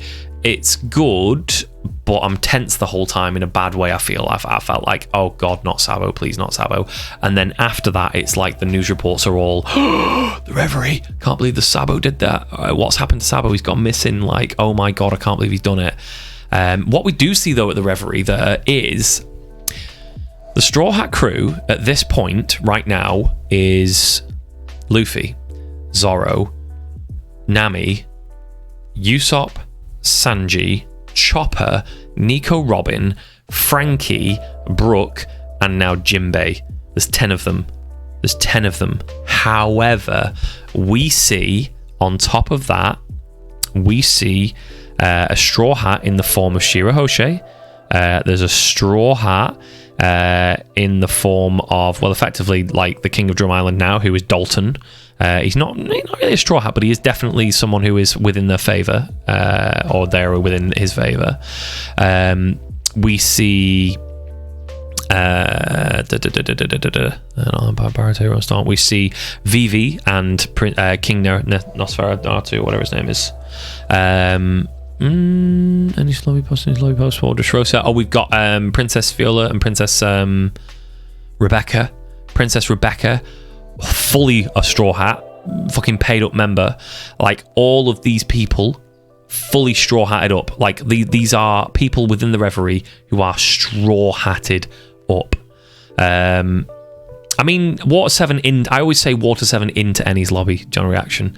Like, Water 7... I think Water 7 into Eni's lobby is the strongest thing, but I do think is the strongest arc overall in all of One Piece. But I think that Water 7... I class it as its own thing. I separate Eni's lobby out. Even if this hadn't separated it out for me already, this tier list, I've separated it out. But yeah. They are distinct, aren't they? They are separate, but for me, I always say Water 7 into Eni's lobby is like the best. It's my favourite. So yeah, there's all of that going on in the Reverie. So all of that, for me, in the end, seeing all of these things, I think overall, this Reverie is really strong. Wapple's there as well. I forgot about Wapple. Also, Wapple's return is fucking brilliant. Oh yeah, Garp's there, isn't he? Even Garp won't protect or can't protect. I think Garp's considered, or is Garp? No, Garp's left at the bottom, isn't he? I think if Garp was there, he would have clobbered that Celestial Dragon. I think I'm going to put Reverie up there, even though it's like a little bit tense for me. It's there for me, which leads in to Wano. Wano, I have read through twice and watched once now. I read it until it was completely up to date. Then I read it weekly. In fact, I read the whole of Wano weekly in the manga, and then I watched it all through, and then I read it all through again. So I've been through Wano 3 times. Wano, where to even start with it, man? It is right from the very outset so strong. It is an arc that is basically, again, one of those slow builds that comes. No, don't give me a Benelin advert when I'm just trying to swatch the music over. It is an arc that starts really small because Wano separates Luffy out, doesn't it? Right at the very start, we see Luffy separated out from the rest of his crew. Half of them have already gone there in advance. Half of them are going to go there from Whole Cake Island. In fact, that's a point I've completely overlooked, actually. There's a point. So Thriller Bark, yeah, General Reaction, it drags a lot. I feel like it's really strong, but I would put it here. I actually did have it here to begin with. I would put it here because of the strength of its finish, but I can't really give the arc overall that position in A for me, given that its finish is the end. Like Fishman Island has a really strong finish. Skypiea kind of does, I guess. Thriller Bark and Fishman Island both have really strong finishes, and I put Fishman Island down here because of the rest of the arc, and I think I'm going to do the same for Thriller Bark and keep it in B. The start of Luffy being on his own and meeting, what's her name? I can't remember her name. The little girl. What's her name? I think I need to get some names here for this bit here. One, not Ibe. Just give me one. Piss off. One Piece Wano arc. Just give me the wiki for this. So who does he meet? Prologue, get into Wano.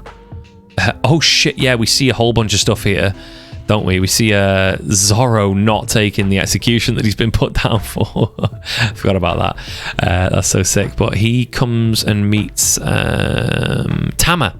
He meets Tama, and she's got this cute beast, and she then tames the monkey, and it's like, okay, that's a weird power.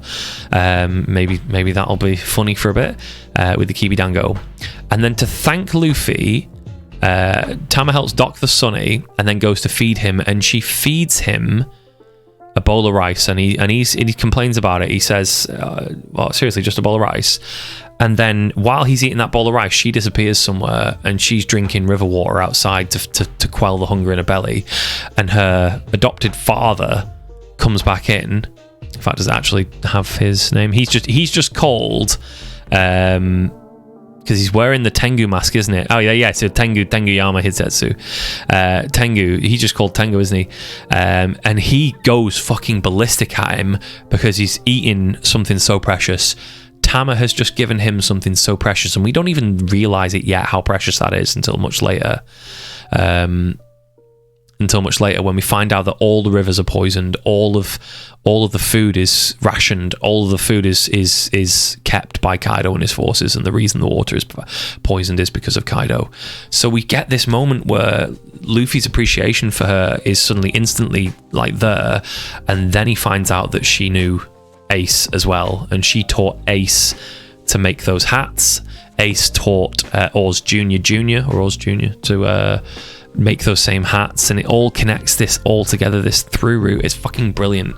It's genius. And she wants to be a kunoichi, she wants to be a fantastic ninja. She wanted to go with Ace, but she couldn't 4 years ago, and she's been trying to get stronger since then. She's got this amazing beast dog.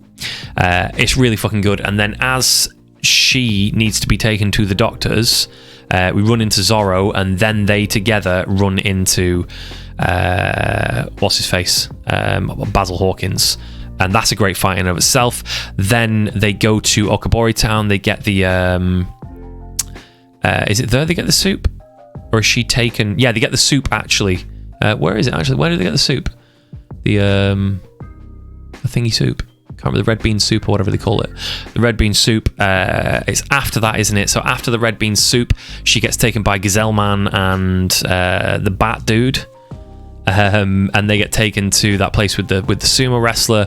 Luffy proves himself to be obviously the best sumo wrestler outgoing. He's always wrestling with this Usopp on the ship in the downtime between arcs, isn't he?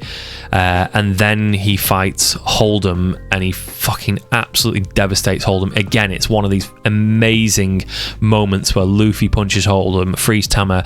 He's so fucking despicable in that moment, and it is one of it's like the fifth or sixth amazing moments, the amazing punches, sorry. So it's like the fifth or sixth amazing punch in the series, this one on Tama, and the anime really fucking hits it home.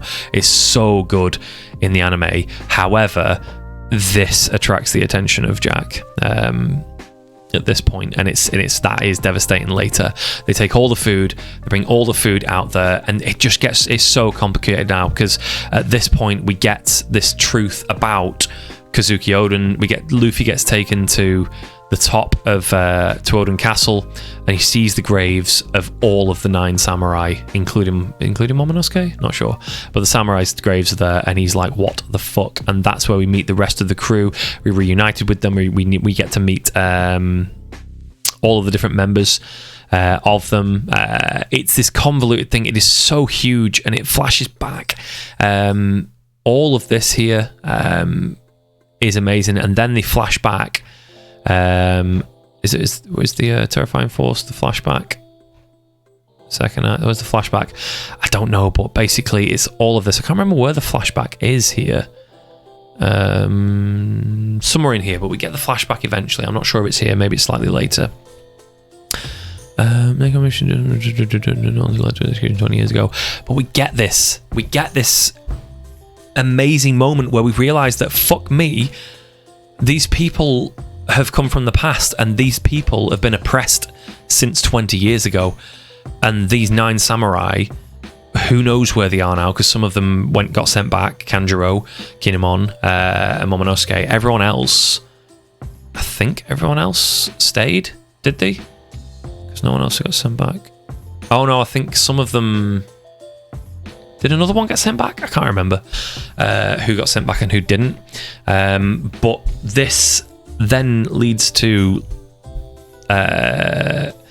Kaido drunkenly leaving wherever he's from and drunkenly basically going down to Okabori Town.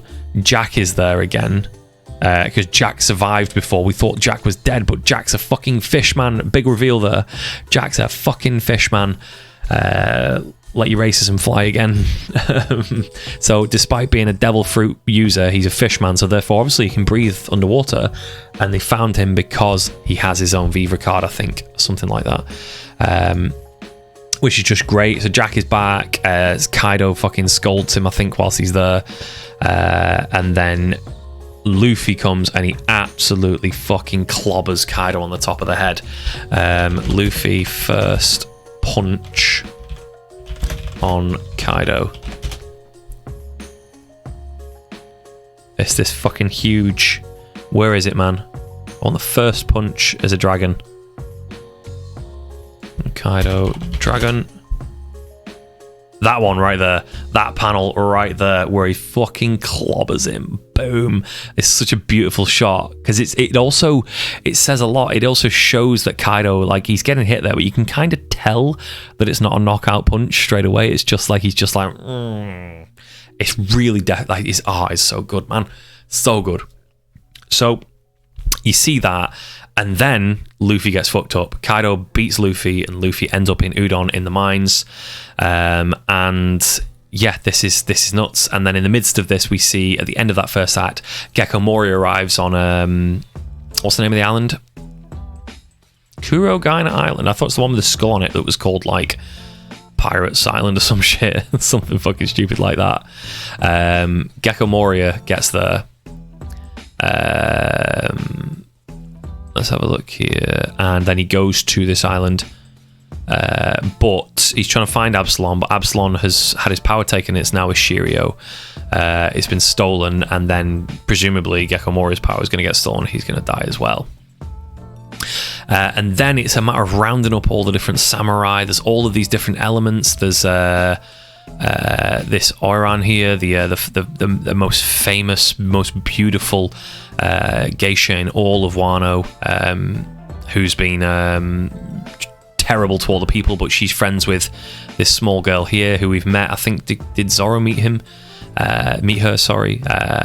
It's so rich. I can't even begin to go through all this, because at this point I've been able to go through all these arcs off the top of my head. These last couple of arcs I've needed the wiki to help me sort of remember the main beats, but once we get to this point to Wano, it's 400 chapters, 6 arcs worth of build up and little bits of like information given to us which will tie in later and pay off later, and like it's all here in such an extreme degree that I can't off the top of my head go through it, and I feel like I'm not doing it anywhere near justice just by going through it like this. We get introduced to Orochi, who's this absolute bastard of a guy. It's fucking terrible, man. It's really bad. Like Nico, each of the Straw Hats got their own undercover like job to do that law's given them, and some of them are doing it better than others. Zoro gets found out, not found out, but he gets sentenced to death, and then he slashes everyone to bits. There's also this other slasher in the background. Like who's the Midnight Boy or whatever the hell the name is of this guy. This is crazy. And in the midst of this, we get the. Where is the flashback? Is the flashback like given later on here? Let's search for flashback. Flashback is then shown. Is that the first one? The various things that Orochi did to Wano and Orochi did set to blaze. It's not here that the Odin flashback revealed the character's past, how it became the Daimyo. Okay, so the flashback must be somewhere around here. Shit, that's the fucking end. What the hell? Flashback's not mentioned. So the flashback comes at some point in here. I can't remember where it comes, but you get this flashback so you understand how much of an absolute bastard that Orochi is in, well, effectively, as we show, killing Odin's father, making all of Odin's worshippers basically loyal to him, and making him think that he was made shogun in his place. It's just fucking fantastic. And then we find out that one of the loyal people, Yachiru is his name, Takamochi, named Toniyasu. Is his name Yachiru or something? I thought it was Yachiru. So we find out all these things, all of the betrayal that goes on in the past, all of it so tragic. Odin being this wild child who then sails with Whitebeard, sails with Roger, and comes back to finally lead his country. He had a chance to stay at this country, but Roger needed him for one final journey around the world to find the One Piece. Roger needed him and his skills. Now that he knew the truth of the poneglyphs and the road poneglyphs, he needed Odin to come with him in order to be able to complete his journey. So Odin went with him. He could have stayed with his wife, he could have stayed with his children, but he left in order to pursue the adventure of his lifetime, the adventure that Roger needed him for. And he came back to the world having changed, his world having been changed, and him not being able to do anything about it with his strength. The tragedy of it is tremendous, and we've seen in the future then all of these influences on the future, the oppression of the people, how horrible it is. Again, it's slavery, it is corruption, it is political abuse of power, it is the elites stepping on the weak, it is this basically a giant meritocracy in this place as well.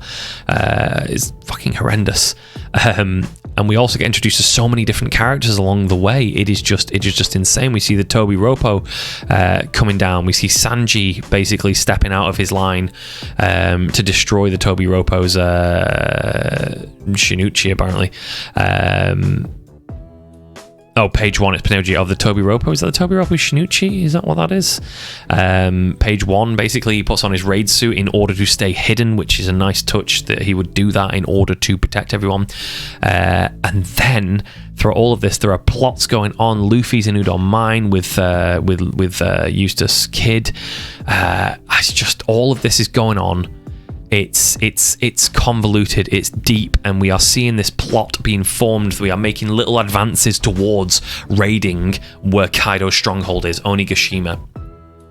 His stronghold. We're going to thwart Kaido. We've already lost to him once, and now we're going to kick his ass, clearly. And the samurai are making this amazing plot, and suddenly all of them are rounded up. Kinemon's plot gets found out. The crescent moon symbol with the snake, or whatever it is, the people think that whatever the tattoo that people have to represent that they are still part of the uprising, the rebellion. They are imprisoned. So is Tony Asu, whatever his name is. What's his name again? Tony Asu. And it's revealed that he was the retainer of the Dynamo. I keep saying Dynamo, the Daimyo. He was the Daimyo who supported the Shogun, who was basically not willing to side with Orochi when Orochi took power, and he's been in hiding that entire time. And worse than that still, we find out around this time that the laughing that is caused, that is part of like an entire town. There is a laughing town who are laughing at their misery, and his daughter laughs at his death. And we find out that the reason that they are laughing at her own father's death is because they've been force-fed the leftovers of Smile Fruits. The leftovers, not even the whole fruits, but the leftovers of Smile Fruits. And these people so poor, so desperate, so hungry, so starved, have to eat it. They have no choice but to eat this disgusting fruit that tastes horrible. And it's that causes them not to be able to exert any sort of control over their own body when in times of misery, instead of sadness, they laugh. And it's the most pitiable, miserable thing. The smiles cause them to laugh. It is misery absolute. And at that point Toko, his small daughter, whatever her name is, I don't think it's Toko, is it? She is about to be killed right there and then. Because Orochi realizes it's his daughter, and Zoro and fucking Sanji step in, and it is one of the fucking greatest moments of all of One Piece. That I fucking love it so much. They step in, and Zoro immediately turns around to go charging after Orochi, and he's going to kill Orochi until that fucking sushi-headed fuck stops him dead in his tracks. And he suddenly is like, this guy's good. This guy's a good samurai. Like, this guy's strong. Like, I'm not taking this guy out too easily here. For the record, I think Zoro would smash. What's his name? I can't remember the name of his character. The guy with the tofu hair. That guy there. Where is he? He attacks it. He's not in the next panel, is he?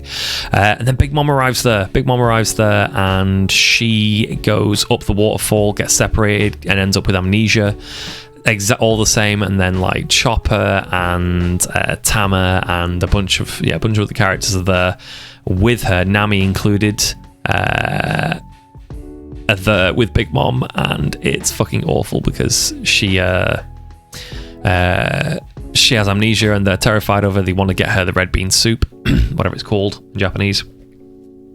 And then they basically lead her to Udon. She smashes the place to bits. The Beast Pirates are getting nothing out of Kaido as Caribou's smothered the transponder. Queen is there, but Queen can't handle Big Mom on his own. It's just crazy. Only through sheer luck does she get knocked out, and then from there he manages Queen manages to tie her up and take her off to Onigashima. All of this stuff is happening. It's absolutely insane. And during like this plot here, the final part of the war has been put into place. Kinemon apologizes because all the samurai were captured, but he says there is still hope. It says here, as we say, so it says basically that because of the way that Yasui died, his name was Yasui, because of the way he died, because of what he said, he basically corrected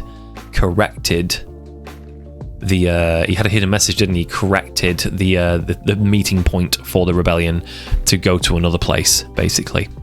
Meaning that their efforts were not to waste. So it's tragic, it's deep, it's brilliant at this point, and there's so much going on. I can't even begin to get to all this point. Big Mom meets Kaido, and there's the reveal that they're going to form an alliance. And then from there, there's the big news from... the Reverie was still in there. I've talked all about that anyway there. And then finally, we get to... oh, shit, no, actually... the flashback comes here. It's in the third. I thought the flashback was in the second act, but it's in the third act. So they get to the day when the invasion's going to happen. They're about to invade Onigashima. The raid on Onigashima is going to happen. And one thing after another happens that's awful. One, all of the ships are smashed to pieces, including the Going Sunny, no, the Thousand Sunny. All of the soldiers have not to be seen. They've been headed off. All the bridges have been destroyed. There's no one there at Takagi. The weather is absolutely brutal. They can't get there. They can't even get there in a rowing boat. They won't stop them from trying. And then on top of that, Kanjuro, the long held comrade, 41 years, I believe, according to the flashback it's about to tell us about here. 41 years they've been together, betrays them in order to abduct Momonosuke and give him to Kaido, hand him over to Kaido. And it is just like, what the fuck? Everything is ruined. It is the worst it could possibly be. How on earth is any of this going to happen? How is there's no way this is over now. There's nothing that could fix this.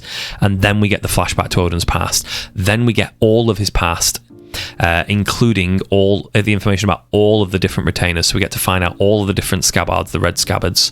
We find out all about them, including that one of them went into a certain hut. And I think in the manga it doesn't give you this per se, but in the anime it actually does. It tells you straight away there, I think, in the anime, that the dark-haired glassed samurai is the one who becomes the tofu fucking wearing samurai, the sushi looking samurai guy, which kind of spoils it in the anime for me. I thought in the manga it didn't give that, if I recall correctly.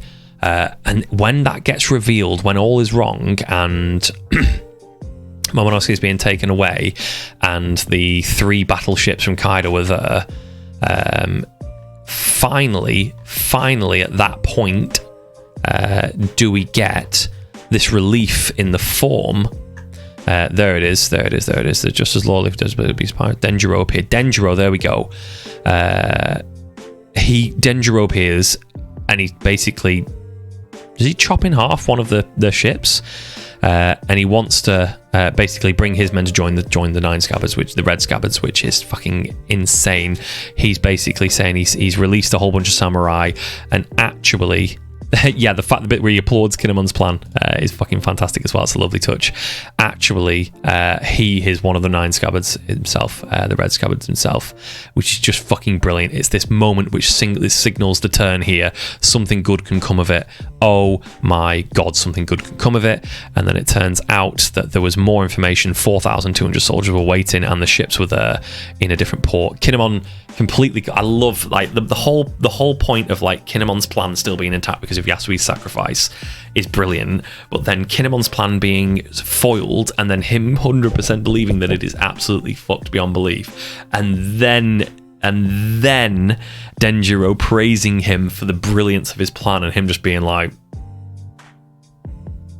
it's fucking brilliant. Him not having a clue, the complete look of it. That's Kinemon's look. After all of the misfortune that he's had, Kinemon's luck finally coming through. So that is absolutely fantastic. But then one of the battleships is getting away, and they think it's there going basically to tell the rest of the island, but turns out that it's got long-range weapons and it can fire from out of their range. They can't do anything about it. And just fucking then, when it's all looking like it's about to be... We just got good news, and now we're about to get shat on again.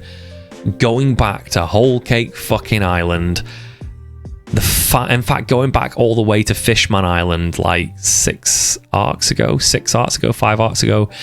where Jinbei joins the fucking crew, and then when he leaves basically he's part of the crew here fully, but then he can't be with them. He's going to ward off the big mom pirates.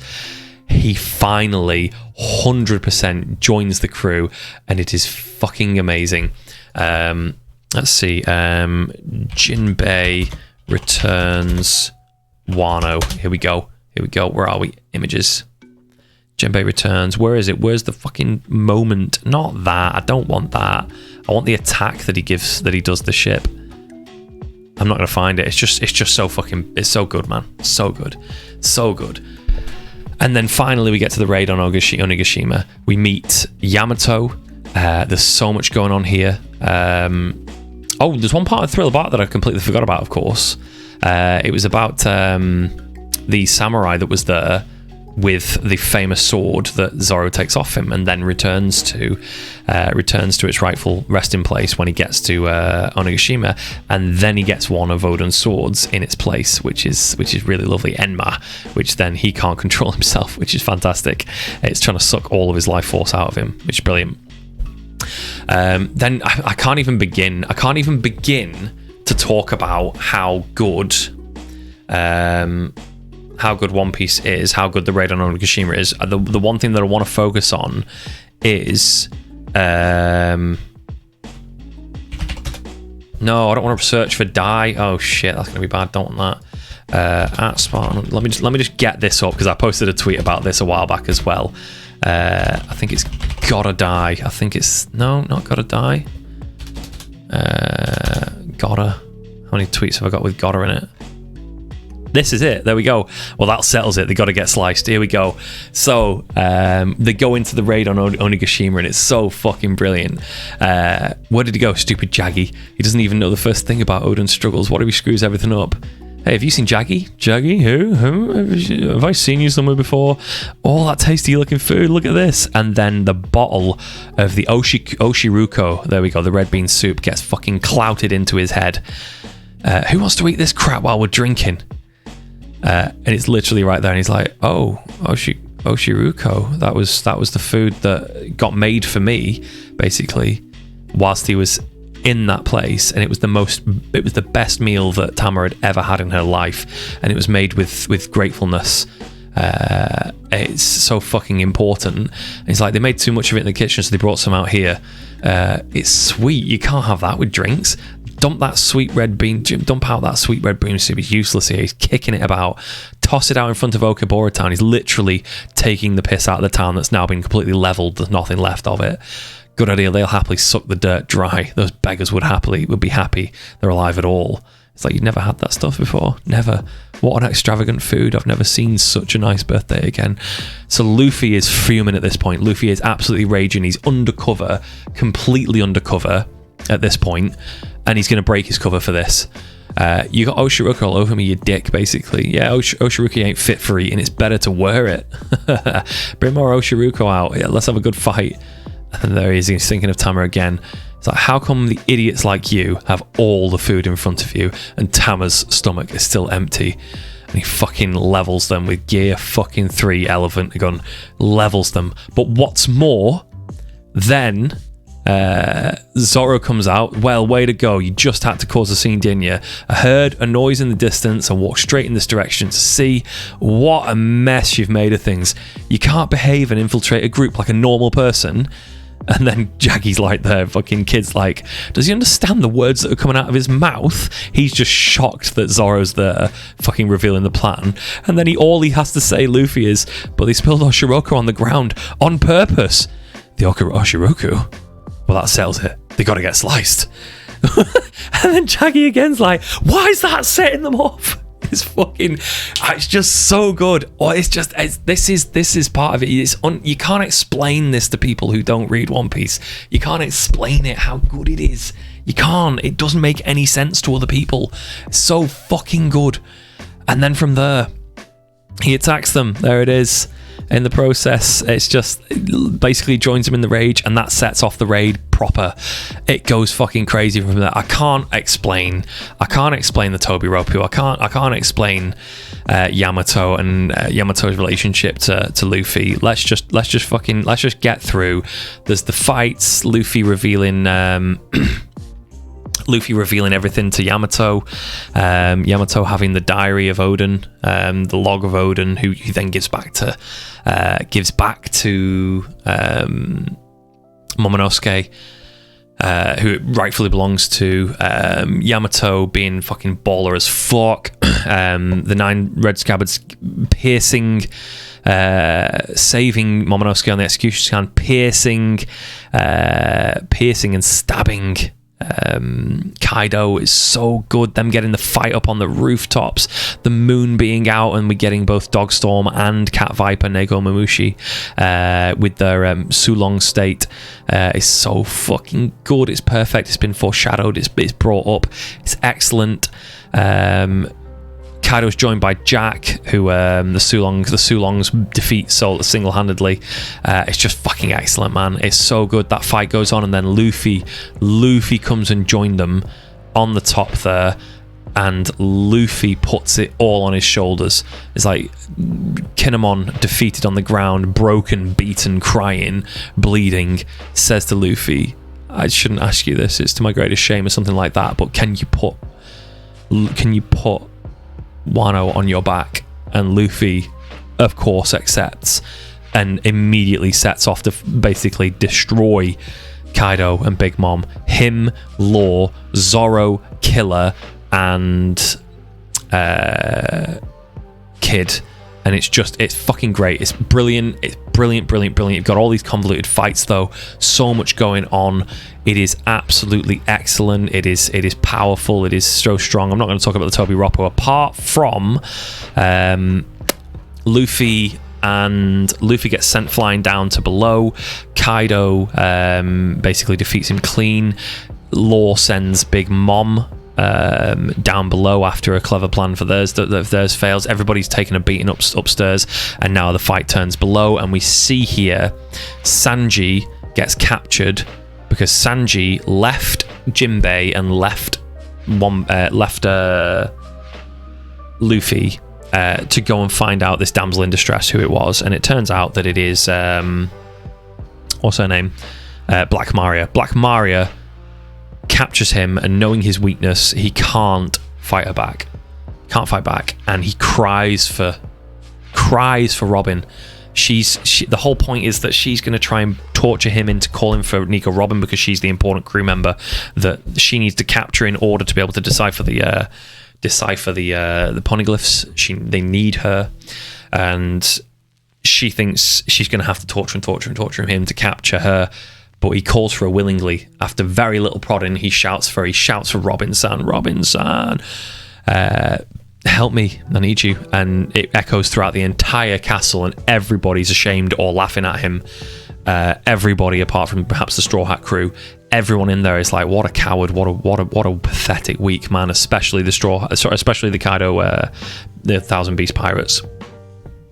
And at that point, Robin comes in, and she doesn't fall for any of the traps. She absolutely bodies Black Maria. You can see her, Gigantesco mano! Absolutely bitch slaps her and saves Sanji. And Sanji, right then at that moment, let's see here, Nico. Let's see, have I got this moment? No, did I not put something in here? I thought I put a tweet out about this. Maybe I didn't. But in that moment, let's see, Nico Robin thanks, what is it? Nico Robin thanks Sanji. There we go. So Nico Robin, there we go. After all of that, you've made my day. Thanks for counting on me. That's so fucking brilliant. That moment, when I read that, I fucking teared up, man. Obviously, Sanji immediately fucking, ruins it, but that's it. But there's that moment, and then from there, you'll never understand just how much it means for him to rely on me. He's one of the wings that'll allow the Pirate King to soar. That, for Nico Robin, holy fuck. I was just in tears, mate. It's so good. So fucking good. It's brilliant, because I thought, what if Nico Robin here, as a consequence of Sanji's actions, is hurt or killed or captured? I can't believe it. Like, this is really bad. And then seeing her, I couldn't catch this angle. Thanks for relying on me. Her entire life, she has been basically without the ability to trust in her crewmates, and without any of them trusting her, all of them have sold her down the river. Every person she's ever allied with has sold her down the river, literally or figuratively. They have tried to kill her, to capture her, to betray her. She's never been able to trust anyone, and here is Sanji trusting his life to her. Not only that, but trusting her to not be harmed in return. He trusts that she is capable of defeating Black Maria and anyone else that comes up here in her way as well, which is it's just so fucking good. It's so strong. It's better than nearly any writing of anything else in anything. It's just that good. It's that fucking good. And then from there, what is there else to mention? This pretty much catches up to where we are in the anime. Then we get to Big Mom. We get to Luffy down at the bottom. He's now in Wano again at the port, and we get Momonosuke pleading with what's her face, the female ninja, the Kunoichi, to ripen him so he could be a big dragon to take him back up to the top there. Whilst Yamato's keeping Kaido busy, Luffy's eating his fill. Momonosuke gets made into a big dragon and then flies Luffy back up for the rematch. In the meantime, we get Big Mom versus Kaido versus Law and Kid, which is fucking excellent. We get the fights between Sanji and Queen, which is excellent. Sanji staving off his temptation, not his temptation, but his sort of worry that is he actually finally becoming. He's not got the raid suit on, but he has the invisibility ability. He doesn't feel pain the same way. His body is stronger. Is he finally activating the powers that the Germa 66 put into him? And with that, will he activate his cold heart? Will he basically stop loving the ladies? Will he basically stop being the feeling person that he is and caring about others? And he says, and this is fucking powerful as well. Sanji gets two of these powerful moments, so like credit to him here. He turns to Zoro, his rival, the one person in the crew that he has this biggest rivalry with, almost hatred, and he says to him, if I turn into an unfeeling drone, much like the Germa, put me down. I want you to put me down. He believes potentially that Zoro is the only person in the crew who can do it. I don't think Luffy could do it, but Zoro could do it. Zoro's strong enough to do it, and he puts that on Zoro, and Zoro understands and accepts. And it's a fucking brilliant moment. It's another brilliant moment. And Zoro versus King, who turns out to be a Lunarian or whatever the race is called. Whatever the fuck the race is that he is, it's just, again, it's more about the world. They used to live up on the holy land of Mary Jo. They live on top of the Red Line until when exactly? It's so good. And then Luffy squares off against Kaido. We've got Kid and Law against Big Mom. And it all comes to a fucking astounding close. I can't get through all of this. It's too much. One highlight for me is Queen shooting his head and tail out of his body and becoming a snake. It's fucking hilarious. I love that. That's genius. It's there, I think, isn't it? Oh no, that's not it. King versus Zoro is a great fight. Fucking Zoe appearing, Zunesha appearing, like, it's fucking excellent, man. It's so good. The Five Elders are fucking freaking out at this point because they then get the story of that Who's Who was starting to tell Jinbei. Who's Who was telling Jinbei that he was one of the CP9 hopefuls. He was as hopeful. He was as strong as Rob Lucci. He was just as strong. And then he was put in prison because he lost ownership of a government held devil fruit, which was captured by none other than Red Her Shanks. He captured none other than the rubber fruit, the Gomu no Mi, the Gomu no Mi. He lost possession of that. Red Herd Shanks stole from the government the Gomu no Mi, and at which point he's been talking as well, Who's Who, about the existence of a fucking sun god. The symbolization in the manga is this. It is the sun god Nika. It is this dance here. It's this which we saw. We saw that on Sky Island. When he went to Sky Island, we saw that. We see it there. Actually, I didn't even notice that. We see it there with the Heart Pirates, but we also see it here on Sky Island as well. The exact same thing. He's dancing with the wolf and the member of the Heaven, basically. It's fucking amazing. And it's referenced there on Sky Island, Sky Payer. It's an honor to be chosen as a sacrifice. I'm going to meet the sun god. It's so fucking brilliant. Who's just giving this as exposition? It's time. It's finally time for Oda to reveal one of his most guarded secrets about this. This is not something I feel like he's just shoehorned in for the fun of it. This is something that he's planned and planned and planned. With the symbolism of the sun, they referenced all this way back in Sky Payer. It's just insane. And my wife is about to find this out. In the anime, she's currently up to Who's Who. We've just beat Black Maria, and it's now getting closer to the fights with Big Mom and the fights with Kaido, the final fights. So she's just about to find this out. She's gonna get it. She's gonna get it. It's so good. It's so good.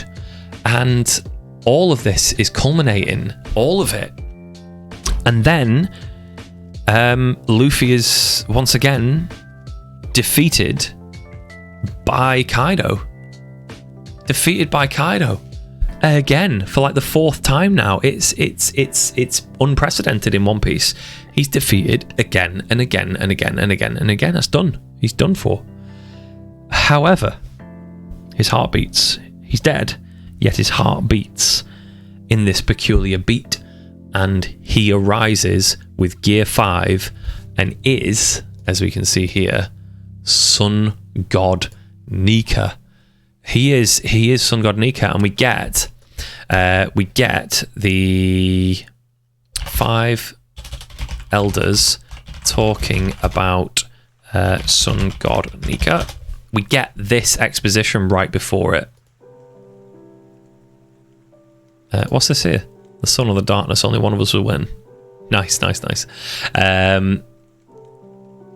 So, are we sure our priorities straight?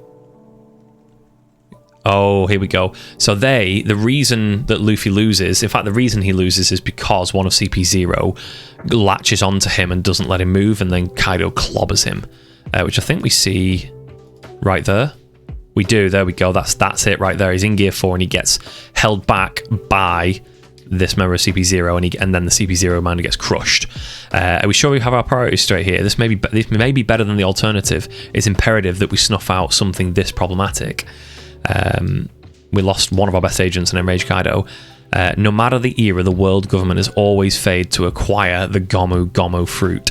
Even after 800 years, the fucking magic number, 800 years, civilization is gone.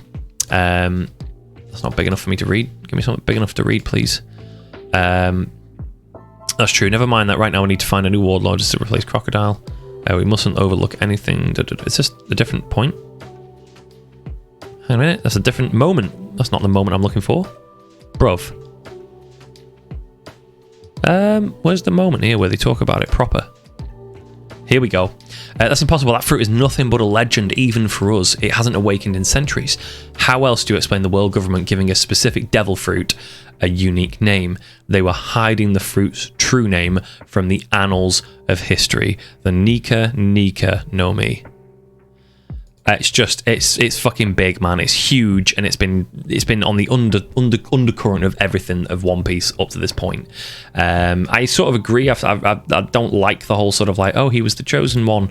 Maybe you could still argue that he isn't. Maybe you would argue that he is the chosen one at this point. But up to this point, we've had longer than most other manga series ever exist for. We've had without that. So if you can't enjoy everything that's up to this point, then I fucking feel sorry for you, mate. Like, yes, you can say it would be better this way or another, but at the same time, Zanatia's fucking coming, and it's just big, it's just massive, it's just colossal. And at that point, we finally get Gear 5. Big Mom is taken down. Kaido is taken down. There are some excellent moments. Luffy says, I want to make this a place where everyone can eat their fill to their heart's content every single day. That's what he wants for it. He wants to free the land of Wano. And then once it's all done and said and done, once it's all finished, we finally get down to the ground. We see Onigashima land on the ground, and at that point we see this huge speech from Momonosuke, which is a 10 out of 10, by the way. It is chef's kiss. Mwah. Perfect. Fully chef's kiss. Let me chef's kiss that right up. Where's my chef's kiss? There we go. Beautiful. Excellent. It's just so good. It's unbelievably good how good it is at this point. Seeing Momonosuke as an adult, 28 years old or something. I'm not sure how far he got advanced, but he's like in his 20s, isn't he? There, he's fucking massive. He's a little bit like Oden. The hair is wild and crazy. He's fantastic. The people immediately like love him. It's so good. And then Green Bull. We've been hinted at Green Bull for so long, and it turns out he's a fucking Akainu fanboy. He's a piece of shit, and he, with the remnants of King, Queen, and Jack, King, Queen, and Jack, he sucked the life out of them, and he goes off to find the Straw Hats and destroy them and basically subdue Momonosuke, basically put Wano back in its place, and probably maybe trying to reinstall order through what's left of the Beast Pirates. I can't remember exactly his motivation, but he's there. Momonosuke steps out in front of him, the Red Scabbards step out in front of him, Yamato step out in front of him, and it's a question of, can they defeat him or not? And you know, we know that the Straw Hats are recovering, and that's when this big battle goes on, and this enormous battle happens, in which case I can't remember exactly how it goes down, but it's really fucking cool. And they finally defeat him. Oh no, they don't finally defeat him. Then the final fucking moment happens. Shanks went all the way to Wano just to fucking shout at the Green Bull from a distance. He doesn't even land. It doesn't even fucking land. Shanks, Green Bull. It doesn't even fucking land, mate. Doesn't even come close to the island. He's not even on the land, and that's his hacky. That's his fucking hacky, man. Does the New Age frighten you that much? So I get it already. I don't want to pick a fight with you guys, not today anyway. Just fucking brilliant, man. It's so good. Shanks is so fucking... Look at him. He's not even close, mate. That's his hacky just fucking blasting him. It's insanely good. Don't just use your hacky without warning. All the newbies are foaming at the mouth. It's so good, man. And there's good tidbits in there that he says as well. I don't want to, I'm not ready to see, or I don't want to see Luffy just yet. It's so strong, so good. Look at this. Talk to me. What happened to when Shanks to Wano? Shanks is hacky. Look at his little chubby face. Really good stuff. So that all happens. Nico, Robin, and is it Jinbei go down with Tengu down to the underneath of Wano, and they see Wano map. Let's have a look here. I need where's the one with like the water shown? There we go. And they see that this here was a barrier erected to seal off Wano. This wasn't always here, and it was erected basically to seal off the rest of Wano, this ancient part of their civilization where the fucking hell, this is where Pluton is. Pluton is down there, if I'm recalling correctly. Pluton, all the way back in Alabasta. Alabasta is chapter 100, I think, if I'm remembering correctly. It's like 100. Alabasta, Pluton, the ancient weapon that Crocodile is after, Alabasta. He's told by Nico Robin that its existence is not talked about on that poneglyph, and we the reader fucking believe Nico Robin. 900 chapters later, Nico fucking Robin says the Alabasta poneglyphs pointed to Wano as the location of Pluton, and it's just like fucking Jackie Chan. What? Nani the fuck? Nandato? Oh my god, Jesus Christ, it's right there. One Piece, it's the GOAT. It's the GOAT for a fucking reason, man. It's so fucking good. It's everything that you are given is flipped on its head, but you have been given the clues all along, all the fucking long, to see it all coming, man. So fucking good. Wano's going straight up there. Wano is right up there. I think in my mind, Marineford, Wano, Water 7, and the two Shibodis for me are the best. Alabasta, I could potentially put Alabasta up there. And do you know what I'm gonna do? I'm just gonna maybe zoom out just a little bit on this. I can get rid of this tier now. Let me just oh wait, not that. Can I just delete this? Delete row. Yeah, give me add a row above. There we go, and let me make this S++. I'm just going to make the distinction. I'm going to put Water 7 there. I'm going to put Marineford there. I'm going to put Wano there. I might put Alabasta here as well. Can I order it? No, I have to do some shit like that, don't I? Put Alabasta there. Ennie's Lobby. I might put Ennie's Lobby there as well and post that post-war. I might make this S++ tier just for those three, and then because I didn't really sit well with me that post Ennie's Lobby and post war were there as it was, and now it gives me a bit of a chance to sort of pile up. I might put Dressrosa there. Whole Cake Island and Reverie and Zoe I think I might leave there, but Punk Hazard I might bring up one. Impelled Down I might bring up one. Oh wait, no, hang on. Arlong Park, I think. Barate can stay there. I love Barate, but I think Arlong Park's stronger than it, so I've got to make that distinction right there. Amazon Lily, Impelled Down. I might at this point be able to bring up Thriller Bark, Fishman Island, maybe, Skype, Drum Island. I think the rest of these...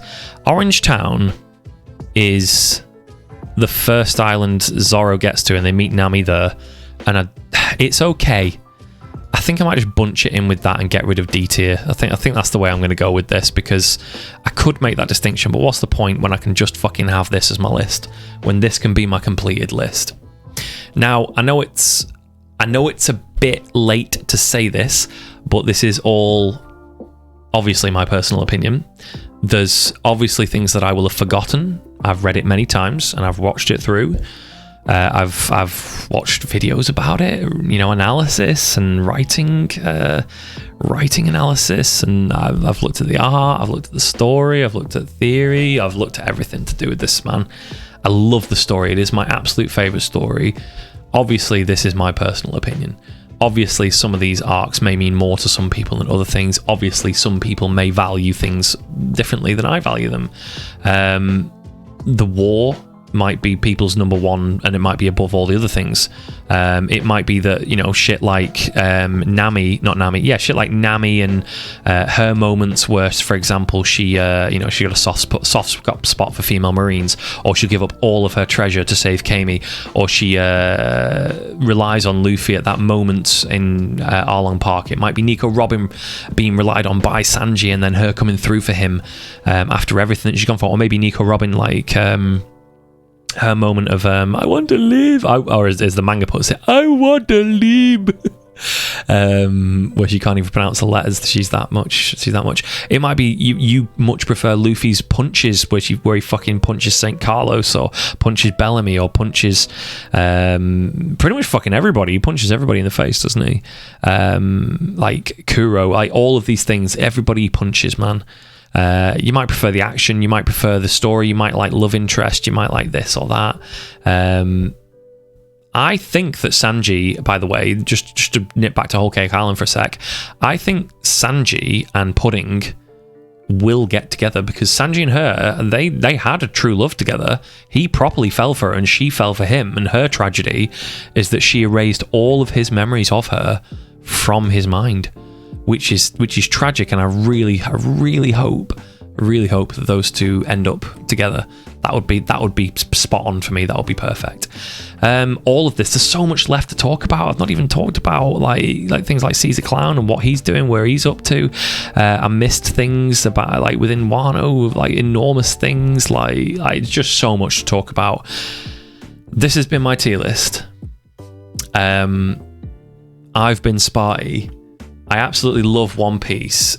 without a doubt, it's my favourite thing in the world. That is my tier list. That's where it's going to end up. I'm going to post it on Twitter shortly, and what I think I might do is I might just go get some food and I'll come back and I'll stream something else for the rest of the night. But you can hear my voice. Fucking hell, I've been talking for, how long has it been? 4 hours. I thought this would be a short second half.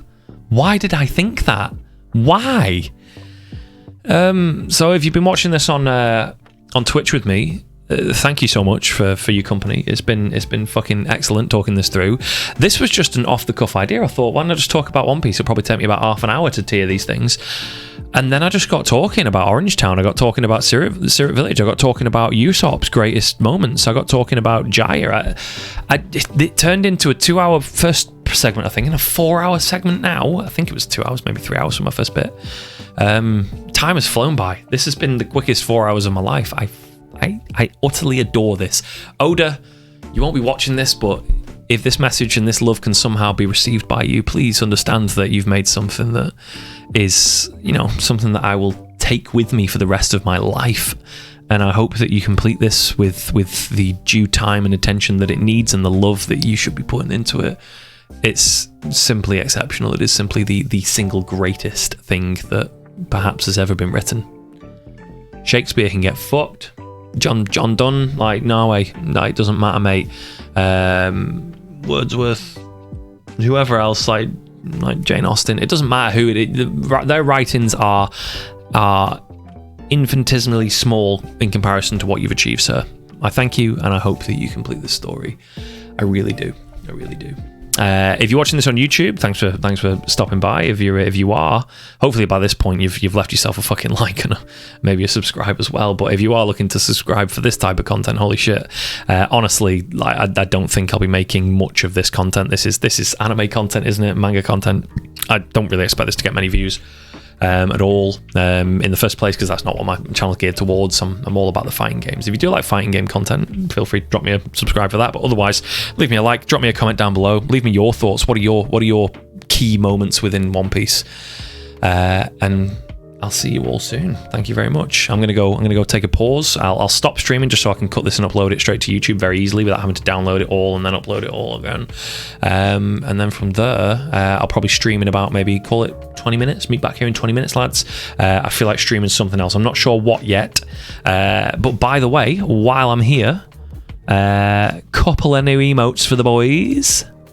Let me just whack a couple of these in. I got a spare bit of time before, and I thought let me put some emotes together. Bub. Oh, emotes can overlap. I didn't even notice that emotes can overlap. Beautiful. There we go. Wait. Oh, I've just realised that my own name subscribes to myself, man. Like it subscribes fully to me. I am a 17-month subscriber to myself. Thank you, me, for being a 17-month subscriber. Shout outs to me. Have I been streaming for 17 months? I've streamed for 5 months, I think. I got to New Year's, and my New Year's resolution last year was that I was going to commit to streaming a bit more this year. I was going to stream more. And I think when my twitch.tv thing came around, the review of the year, up to that point I'd streamed 187 times, which I was very impressed with. 187 different occasions I'd streamed on, which for me, I thought that was really something. Right, let's get the old snipping tool out, and I'm going to snip my tier list here. Here we go, boys. I'm going to snip this, and I'll be tweeting this out very shortly. Right then. Beautiful. It's been a pleasure, everybody. I will be back probably, half one, call it. That is 1:30 in the morning in 20 minutes, 18 minutes. I think I'm going to go eat something. I'm starving. I'm going to make a cup of tea. I'm going to refresh the drink. I'm going to eat something just because this is actually taken out of me. I feel like Luffy now. I need some meat. And I think all I have is gingerbread man. I've got gingerbread man, which me and my son made, and my wife. So that's going to be it. I'm going to go pet Molly for a little bit, and I'll be back. Ladies and gentlemen. It's been a pleasure. You have a good evening if you don't come back later, and if you do, peace. See you later, boys. In a bit.